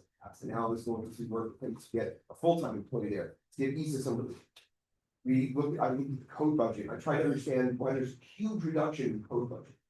And it's not because we're cutting services, because it was improperly building department costs. We're being part of the code costs. So those are being reallocated properly, and I think this commission's decision to help Paul in that respect has been a big part of fixing this budget. I think we're gonna have a great budget. But even talking with Paul, you know, Paul has represented to me that Al has been able to control this budget better, that it's a manager's budget, that it's a budget that is more in line with how we should be spending. And I know several folks told us tonight that our budget under 4, our proposed budget for 25, 26 is actually close to 5.5. So there is an increase in revenue. We're seeing some controlling costs in some of our departments without a loss of service. So this, to me, represents the value that we get with someone with experience. You know, I've heard a lot about ARPA, and we've heard a lot about people talking about, I'm not discrediting that because that's the point too. Heard a lot about, you know, FEMA costs. We've had, you know, $60,000, $70,000 of FEMA costs being levied against us, and I was working with them to write that. So there's a savings there. These are dollar savings. These are working with departments' benefits. Those are positive things, and that's why I voted for you to move forward with Al's negotiation. Look, I'm comfortable with where it is, Al, I will tell you that, but I do want to just address something with you personally. What I've heard from these two here tonight, it does concern me, because it worries me that we have an environment, look, we were all here, we're not all of us were here, when we had the issues with Chris and Matt, it was really uncomfortable. And, you know, Matt was saying a lot of the same thing we hearing, you know, I'm not getting the discussions that I need to get, I'm not getting the response that I need to get, I'm not getting the substance that I need. And it was a very unilateral. I'm not commenting on, you know, each of you is, has your own position with respect to relationship, and I'm not going to assume one of them over the other. But what I am hearing warrants some serious, fixing. And some serious concession. That you can give to us, or some serious representation to us that we're not gonna hear this. I think that you're the right person for the job, because I can see the benefit that you're bringing. But I don't like to hear this. I don't like to hear Commissioner Amber saying, I'm not being heard, because I certainly would never want to be in that position. That's my concern is, if it was me in your seat, and I know you both have said this, if it was me in your seat, and I was not getting, the response or dedication, or, however you want to characterize it, I would be just as frustrated. But I know that, Al, you're a professional that's been doing this a long time, you've lived here long. I think that someone of your stature can make change to address the concerns that we've heard, to say, I'm going to be better to this commission as a whole. And yeah, look, to your point, we've had a good working relationship. And that certainly helped. But to hear that the whole commission isn't getting that, it's trouble. So I want to know, and I think that some concerns about the 5-year contract, I think some concerns about oversight and those things, the commission always controls, right? The commission, we have a 6-month review process in place that is part of this contract now. We will be doing those things. And I would never materially or summarily discredit any concern that is brought by one of the commissions to say this is important. And that needs to be addressed. So I don't like hearing this, from commissioners. It sounds to me like, yes, you do have a 3-2. I'm not speaking for anyone. But if it goes forward like this, I don't want it to be 3-2. I want it to be 5-0. We're probably not gonna get there now. But I would hope in the very near future that that's where we get. Because I realize that the benefit that you pose to the villages. And not just any one of us, and of course I can speak that way because I have a good relationship, so I understand that I'm speaking from a different perspective as the other commissioners. So that's really important to me. That would be the one condition, I think, that I would say is, I would vote to move this forward. I want you to get started, I want you to continue to show us what you've shown in the budget. And show us the cost savings you've showed us. But I need to, I need to know from you that this is we're gonna work to change things. So I appreciate you guys, all of you. It's important to me that my vote, I guess, be heard in that context. That, Al, I want you in this position, I think that you can be good for this village as a whole. But I want it to be on good terms for all. That's all I want. So I don't know if there's any other comments or any of the discussion items. I appreciate your. I want us to get this done, so I'm gonna ask them to go another 15 minutes. Motion to extend. I would second. All in favor? So, Sorry, Eric. is there any other, I like to address missions body as well. Yeah. I concur with a lot of what the mayor says. Financially, I think we're in one of the best positions we've been in the last 10 years. It's taken a lot to get there, but I think we are there and we're approaching great things for this village. That being said, what we did here tonight was not in the best interest. Doing the business of the village is what I want. What I came here to do, what I think all of us came here to do, what these residents came here to do, to better this village. So I'm speaking to Al. I really hope there's an olive branch to the other 2 commissioners. And speaking to other commissioners, I hope there's an olive branch back to the other one. I hope that tomorrow we wake up with a air of forgiveness and we move forward together. As Jonathan said, we told Chris and Matt to figure it out. I hope you figure it out. And I expect it from both sides. From both sides, I want to see collaborative effort. I want to see that 5-0 with every commissioner here, with the residents.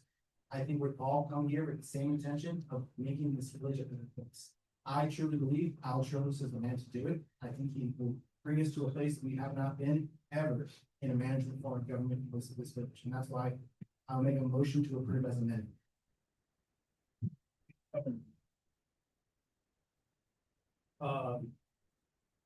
Where can I say? No, I want you to say something. So, Commissioner Samari and I have been around long enough to see relationships between commissioners and managers sour. So this is nothing new. Obviously, it's disappointing. to me, it's unacceptable, and being a commissioner, if I had that kind of a relationship with a manager, it would be 1000% unacceptable, and that's the way I see it. Having said that, you know, like the Commissioner Huntington said, you know, I would hope that, that Al, and the other two commissioners are able to, mend some fences. Obviously, that is gonna require conversations, that is gonna require, you know, each other reaching out to one another, spending time together, and being able to, doesn't mean you have to like each other, but you have to work with each other, right? And at the end of the day, we have to all consider what is in the best interest of the village, and the best interest of the village is, for the five of us, to have a confidence, in you, that obviously three of us currently have, but we wanted, like, there's some to get to the five. Typically, so you're starting off a little rough, you know what? Typically managers start off, and it's almost, it's right now, you know, right now it's not that for you. But I have full confidence that, you, and the other two, will hopefully, bring those fences. Actually, as far as use, that's what I requested, and asking you to do prioritize. So, that's all. Ask a question before the. Of course. before the voting. So on the perspective of what I feel is important, I think the only suggestion, like some suggestion, but one that is illegal talking about the contract is to hear. The goals that we were gonna evaluate in 6 months. I did ask that, today, the manager came forward, we all agreed to that. With the goals that we were gonna evaluate the time, so I didn't see it in the agenda, and I wanted to ask you, Albert, do you have those goals for today? I'll meet with you individually. So, but, okay, so, but they're not here, and the agreement was, and again, that's why this is a difficult part. So that's the part that I said, I think it's important. And again, I just wanna reiterate, this is what's happening, it's not there today. So you guys wanna move forward, it seems like you guys have it in, I just wanna address that. The other thing is, we never finished about notice, there was a certain request in my point that I made, one of them was the acknowledgement, the notice didn't happen correctly for months, and we have to fix it. How we're gonna fix it? But my main question number one was, did we notice? Well, I know the answer is no. But we never got feedback saying, we didn't notice, we're gonna fix it. Did we get notice? Have we been doing it right for the June 3rd meeting? That's in my item. Okay, that's a question to you. Did we provide notice correctly or not? We're still looking at that. Still looking at that, okay. The reason I bring it up, I know the answer is no, we spoke and we touched it. You may wanna revise the fact that if you do move forward. During the contract that I was reading. It says. Employer agrees to employ employee as village manager and hereby authorizes employee to perform the functions and duty of the village manager pursuant to the village charter. Village ordinances and any applicable resolutions of the village commission, and to perform other legally permissible and proper duties and functions. If any of this were not to come forward, if any of this contract was not to come to fruition, that could be a breach of contract for any of the parts, is that correct? May I respond? Yeah, of course. So, yes, so if yes, there would be there's a cure provision within the agreement Correct. where the manager has an opportunity to cure it before any action is taken by the commission. But, yes, if he violates any of the conditions of this contract, then he's essentially in breach of contract, which subject to cure provision will have to terminate the agreement. It's subject to your charter provisions as well. So, all I'm saying is, this is retroactive to June 3rd, if your resolutions have not been met, he's not following policy at the floor, there is a breach of contract, he's not doing his job, okay? So that's what I'm saying. So part of my point today was to talk about how do we fix it? It's part of the point I've been trying to address for a while. We had a meeting about this, that attorney suggested a solution to be included in the July meeting. It was a choice to say no. But I'm just making you aware because if it is retroactive, if in fact the resolutions are not being followed, then our own contract that we're signing today, it's not. You know what I'm saying? It's being followed.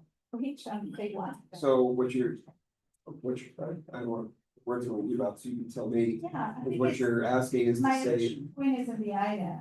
The item says very clearly what needs to happen. Address the concern.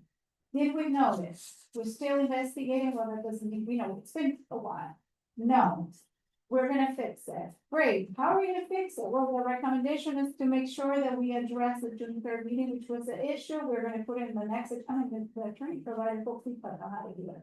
Could it be addressed as action points? It gets voted next, and it's solved. And then we talk about the notice itself. Because we talked about resolution, so those were the points to discuss. I don't know what happened again, because that was my item, I didn't get to go through this. And I think the idea was that but we move forward, we're talking about this contract, I just wanna make you aware. You're saying that this is what needs to happen, and we're gonna go back to June 3rd, but this is gonna be happening since June 3rd. so I think the solution that I see in Brad, you know, correct me if I'm wrong. To address the larger point that you're trying to make is, yes, noticing needs to be fixed. Yeah. Which is certainly part of communication, which needs to be fixed. It's a very large discussion to have. And I see them both kind of concurrent that this is a larger issue that the village is facing that needs some serious attention. Which preview for a later date or something that I plan on proposing to the village as a solution to a lot of this. But that's neither here nor there. It needs to be addressed, yes. If we were to address it in the context of this provision. And all I could ask Brad is guidance on this point was if you were to make this portion not retroactive to June 3rd, but rather upon execution. Only to that provision would it cure the concerns that commissioners brought up. Or address them.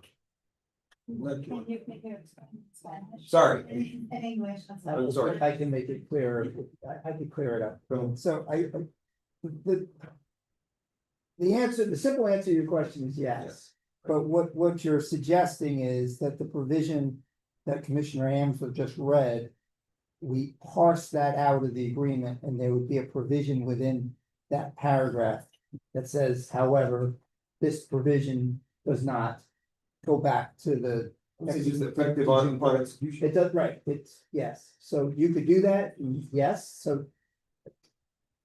So it wouldn't be a breach of the agreement at the time of execution. Correct. That's what I'm trying to address. And then. That addresses and then only kind of a essentially- symptom of the larger problem that I think we need to have larger discussion about. Well, and then essentially the and you would have a cure provision. If somebody were to allege that he's in breach of the contract. But it's only goes forward from the execution. It doesn't go retroactive Yes, back to the item that the commissioners addressed. correct. Because Well, the cure provision would have already passed. But to that point, the only way the breach provisions even executed or initiated is if the village brings it, if the village initiates it. So what I'm saying is, even if you don't have that provision in here, if the village understanding that technically there's a breach moving forward. You look at it in the timeline, we bring it forward after he signs it to say that you are in breach because of X and that you have the cure provision is now. Correct, so you could do that at any time, so, and the agreement specifically says, if there's a breach of the agreement and you don't bring it up at the time of the breach. You It's a don't wait, you don't, no, it's not a waiver, It's not a waiver, you it's have not a waiver, reserve the right to bring it up later. yes, Okay. so by not addressing it immediately, you don't waive it, so. I don't know that you really need that provision. I understand, and that makes more sense to me now, so. This provision isn't technically breached until we bring it up after he signs the agreement. Well, I mean, And it's breached, it's just that But it it's means, not asking for any type of enforcement of the breach. Until you, as a commission, bring it up and say, Mr. Manager, you're in breach of this provision of the agreement. And now you have 15 days to cure. Understood. So it would be on us to bring it forward after this contract is, Any breach would be yes, obligation of the village to bring it forward, or if the village breaches, for the manager to bring it forward, that the village is in breach, which would then trigger the provision. okay. So are you saying you started contract with a breach, trying to fix the breach? Is that what it's like? We would, upon execution, in theory, upon execution, we at the next meeting, we need to bring it to his attention to say you are in breach because of X. And then it would give him the opportunity to then correct. So in theory, if you were to sign this tomorrow at the next commission meeting, you would say, Al, you're in breach because of the notice issue. Please fix it. Please do it. So that would be, Okay, I just wanted to raise it, Yes. because again, I don't feel comfortable, my item was not fully discussed. And it was left, we jumped to this and have we solved that first, I think, or had a plan, but, within a certain amount of time, I don't know, this could have been signed next month together with the fixing of the notice. There is no urgency, it goes on, from June on, right? So you can pass it and then, sign or leave it for the next month. I don't know, you have an urgency, we've been moving this to make the room for this again. Although we know it was part of what I wanted to discuss. It's 10:28, I don't know if we're gonna ask for any time for that, I don't think. I don't think that at this point. I think it matters. I mean, I we think it talked matters. about it, that's what I'm saying. Right. If we, I'm not gonna go into the full detail that I would like to do, and, explain and showcase how many times we talked about it. We rushed through it, it's okay, we're gonna move to it, and then we're gonna fix the fact that potentially the breach of contract, we signed it today because resolution of that. And what I would ask of you, because I'd like us to continue to address the noticing, is let's not abandon the item. Let's continue, let's put it on for our next item to say, look, these have been raised, how are we fixing it going? Mr. Mayor, I'll make a motion to extend. Okay, second, all in favor? Well, right.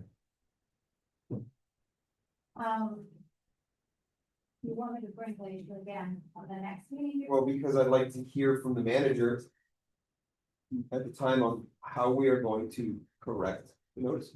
Yeah.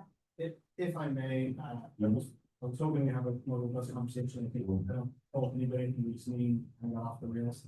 I think this is a noticing is communication. I think communication as a whole needs to be addressed in this village. I suggested before, I suggest we schedule a workshop to hear from the residents how they want to be communicated from, like communicated to, and then we can try to solve this going forward. Because communication, 3 years ago when I was watching YouTube videos with a resident, their communication was a problem. It's been a problem for quite a thread. So let's stop trying to put band-aids on bullet wounds. Let's fix it. Completely. So I have two comments on that. Notice is not communication. Notice is a legal requirement, sunshine, that we have to, to notice or make. One thing is how we communicate through Instagram if we decide to do that. And the other one is, making sure that our notices are happening the way we agree to do it. So it's talking about the resolution itself. And so how do we fix it? Do we fix the notice resolution itself? There's appetite for that. How do we fix the fact that we have residents come here to challenge meetings and public comment? And that's what I was avoiding by putting on the following meeting, at least as a commissioner report to be addressed. But clearly I wasn't here to do it, and today, just to make sure also, knowing that this is sort of gonna happen, I'm like, well, there is a provision here that says that in order for this to move back to June, well, this will, mean that he's not doing what he needs to do since June. Which is true, but I'm saying it's now signed in a contract, so as you wish, I can bring it again, we can talk about it, if there's appetite, I don't know if that makes sense. For me, I've said it, we have to fix, it's very easy, it's not a fixing, I'm sorry, it's not a fixing. we have to do what we said we're gonna do, and so we will do it at some point. When did it start? We did for the Australian pine, I was checking. The notifications were there, so we can do it. I've plenty conversations with a gold dog vendor because of that. I was like, can we, is there an opportunity to fix it this way? Can we get a timestamp? Well, listen, yes, and you know, and it's, and technology is pretty easy. The way to explain, we have the technology to do. Just need to do it.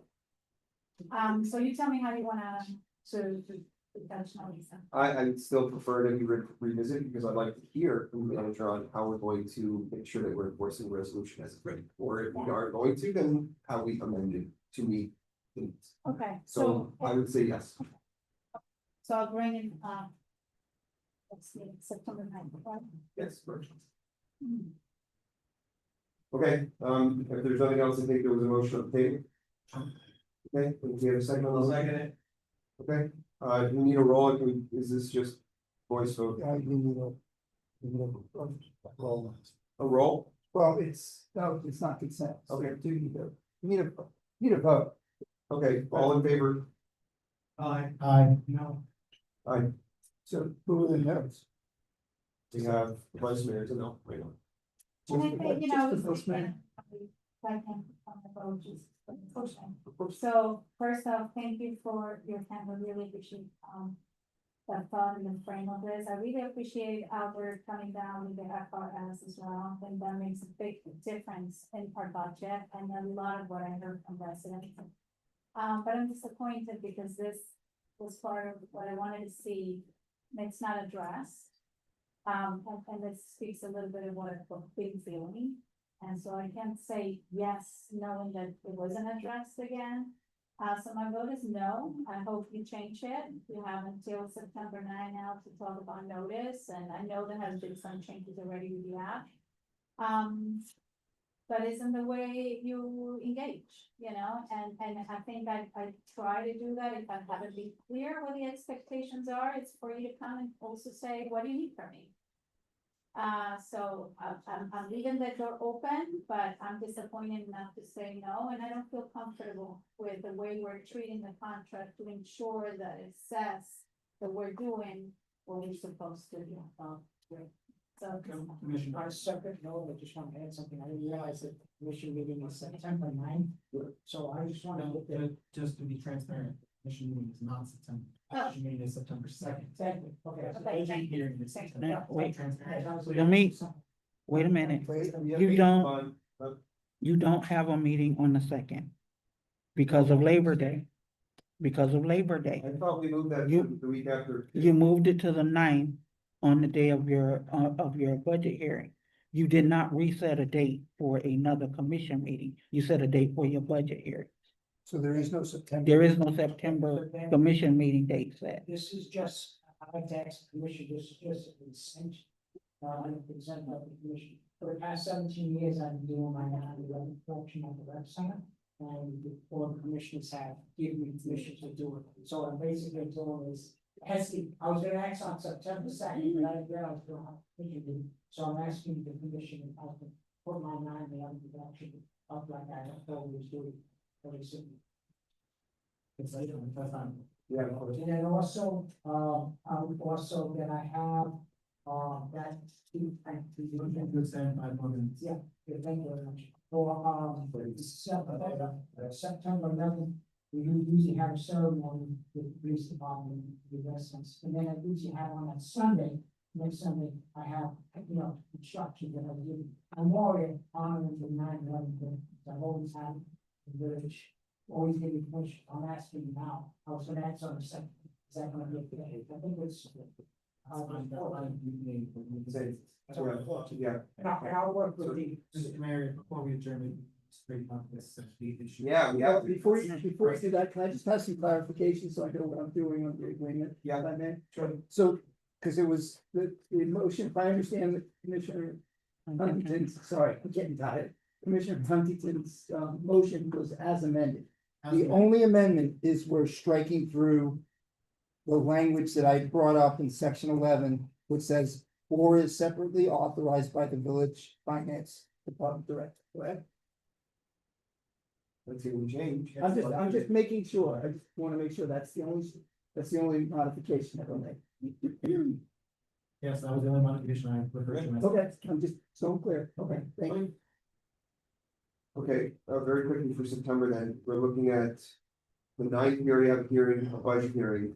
So that means we can either do the 2nd, which is the day after Labor Day, or the 16th. Or I guess if we don't have to do it on a Tuesday, then we'd have to move it on another day. For the regular commission meeting, I'm back on the set. what's that? I'm back on the set. Okay, And So it cannot be the ninth? no, we have a budget hearing then. Oh, that's what it is, okay, sorry. So you would do this by resolution, you have to change your dates by resolution, so. Well, how we gonna do? They, Make a motion, somebody makes a motion, second, and I'll draft the resolution. Okay. the resolution was changed to the 9th. But they added the budget meeting on the 9th.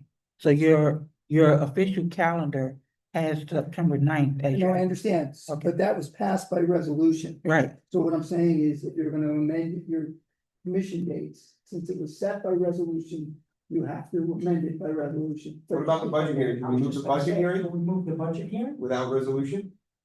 No. I believe. Your budget hearing, Resolution, and it's probably already been done. is that's an actual budget hearing, that's not the workshop. that's the first budget No, hearing. that's that's Either already way, been we have noticed. to have a resolution. No, it hasn't been noticed. That resolution hasn't been sent to the, Oh, yeah, the resolution has been sent, yes. So we need, by resolution, we need to change one of these dates. So which date are we looking? I would say the budget, because that can be done any day. We have on Tuesdays. So leave the regular agenda meeting for the 9th and move the budget hearing, what, to the 11th, to the 16th? Berg, is it possible to move the budget hearing at this point, because it hasn't that gone out in the notices and things? The resolution stating that the budget hearing on the 9th has been sent it's been sent, to the county, I believe. Right. Paul, it's been sent to Paul to send wherever he. it's been sent to the county, so if I honestly, The regular commission meeting, what about the next Tuesday, the 16th? There, I'm on. I can make that. see, that was the issue, well, you guys can figure it out. Set the August 16th, because the first. That's the workshop. You were talking to me about that, with the word sure, 16th. 16th of August. Yes, That's that. you know, workshop, yeah. No. What, excuse me. Yes. Let me just show you the 16th. September 16th, yeah, it's sustainability and local filter. And I mean. Yeah, I got it on 14. Here we are with both. no, you're talking September. Yes, now we're talking about September 16th for the regular commission meeting. What about the next date, 17th? You've got code component. What about the 18th, Thursday? There's nothing on the calendar. But I could see. Quick, grab it. Okay, now we're gonna, Well, so the two boards that are on 16, one meets over in Village Hall we only displacing one of the board, and the other one has not been meeting. so can we bump that one board meeting with our sincerest of appreciations? No, well, we can have them meet over in Village Hall where they Alright. meet when, It's when this isn't available. It's a Tuesday, September 16th, Tuesday, which is the week after our budget, I mean, I can do the 16th, are we? And our budget has to be a certain time, that's not gonna give us, don't we have? No, this is the regular, this is just a regular commission for September. Okay, let's do the, I've done that before, I'm sorry. No, it's okay. From the 12th, and I don't come back, so the 19th. Oh, so it's just 1 week, sorry. August 2, from the 12th to the 19th. But we're saying the 16th. Yeah. About 16th. What was the 10th to the 11th again? The 10th, you have the arts and culture, the 11th, you have nothing. What about the 11th, it's Thursday? What are the dates of the workshops? The workshop is August 14th. Thursday the 11th? It's just. Lock it in before anybody else says anything. I'm gonna be out of town. but you're doing. Can you set a substitute? It is. Try, well, No. in Tallahassee. So, And the it's second gonna one appear- is the I can't speak for Val, but, I'm teaching at a conference. 14th and 19th. Yeah. I don't know that we have any other, And what about the fourth? I'm Oh, like, they Right? had to- No. The third? The third? 26. I'm not here, but that's fine, I wasn't gonna be here on the second either, so. I can try to appear remotely on the 11th. I can do this. So it's between the two of you. Oh, listen, count me out, not fine. Okay, so how about the third? Yes. Brad, is that okay? That's fine. At what time? Okay. Third, same time, it's what it is. 6 o'clock. Okay. Yes. So the regular commission meeting will be at 36. Motion to move the September regular commission meeting to the third at 6 o'clock. Is there a second? Second. All in favor? Aye. Aye. Motion to adjourn. Yes, wait. please. Who was the second? I'm sorry, who was the second? Art. Gonzalez. And there's 5-0. Right, Mr. Mayor, I had spoken with some of you about the workshops on August 14th and August 26th. The way I do the budget, each department director makes a presentation. And those budget workshops are probably, we're gonna split them half one day and half the other day of all the departments. And we wanted to, if it's possible, they're set now to start at 6 o'clock. And I don't want to be here till 10 o'clock, 11 o'clock. If we could start at 10 o'clock in the morning, have a working lunch, and Is that on a weekend? That's a Thursday. that's on, the 14th is on a Thursday, and the 26th is on. I don't get back until about 2 o'clock. Thursdays are tough for me during the day. I mean, I could do later, but I can't, I don't know if they're there. What, at 3 o'clock? Would 3 o'clock work? I'll have it job. With, what time, I'm sorry, what day is that again? August 14th. This is And the 26. Yeah, and the 26th. And the 26th. Anticipating this is gonna take. But I didn't commit, I didn't anticipate this meeting was gonna take this long. Well, that's it. You should have. I mean, That's that's the first call. Al, I understand what you're trying to do with it, I just don't know that it's gonna work. for us. Okay. I mean, I would like to make it work, I would, because it would be great to do that and have lunch and, but then, the workshop's gonna make it. You can have dinner, I'll order it. There we go, we're there. The notice. So it's just, I think it's easy enough to say. Yeah. Holy. In the past, we had. This, when I was on the commission, we had maybe 2 departments or 3 departments that we discussed. All right, guys, see ya. Something Thank else. you. Can we do that? Send me some We'll papers. try. Right, Art, Night, guys. We have we have a motion, To adjourn. we have a second, second, yeah. all in favor? Aye. Thank you, everyone.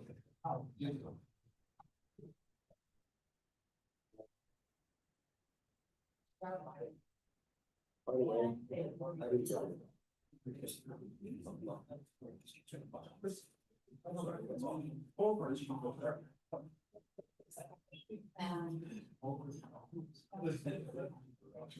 Oh, okay, that's fine, no, all good, all good. I felt.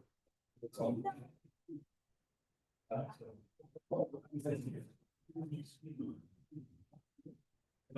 Okay, thank you.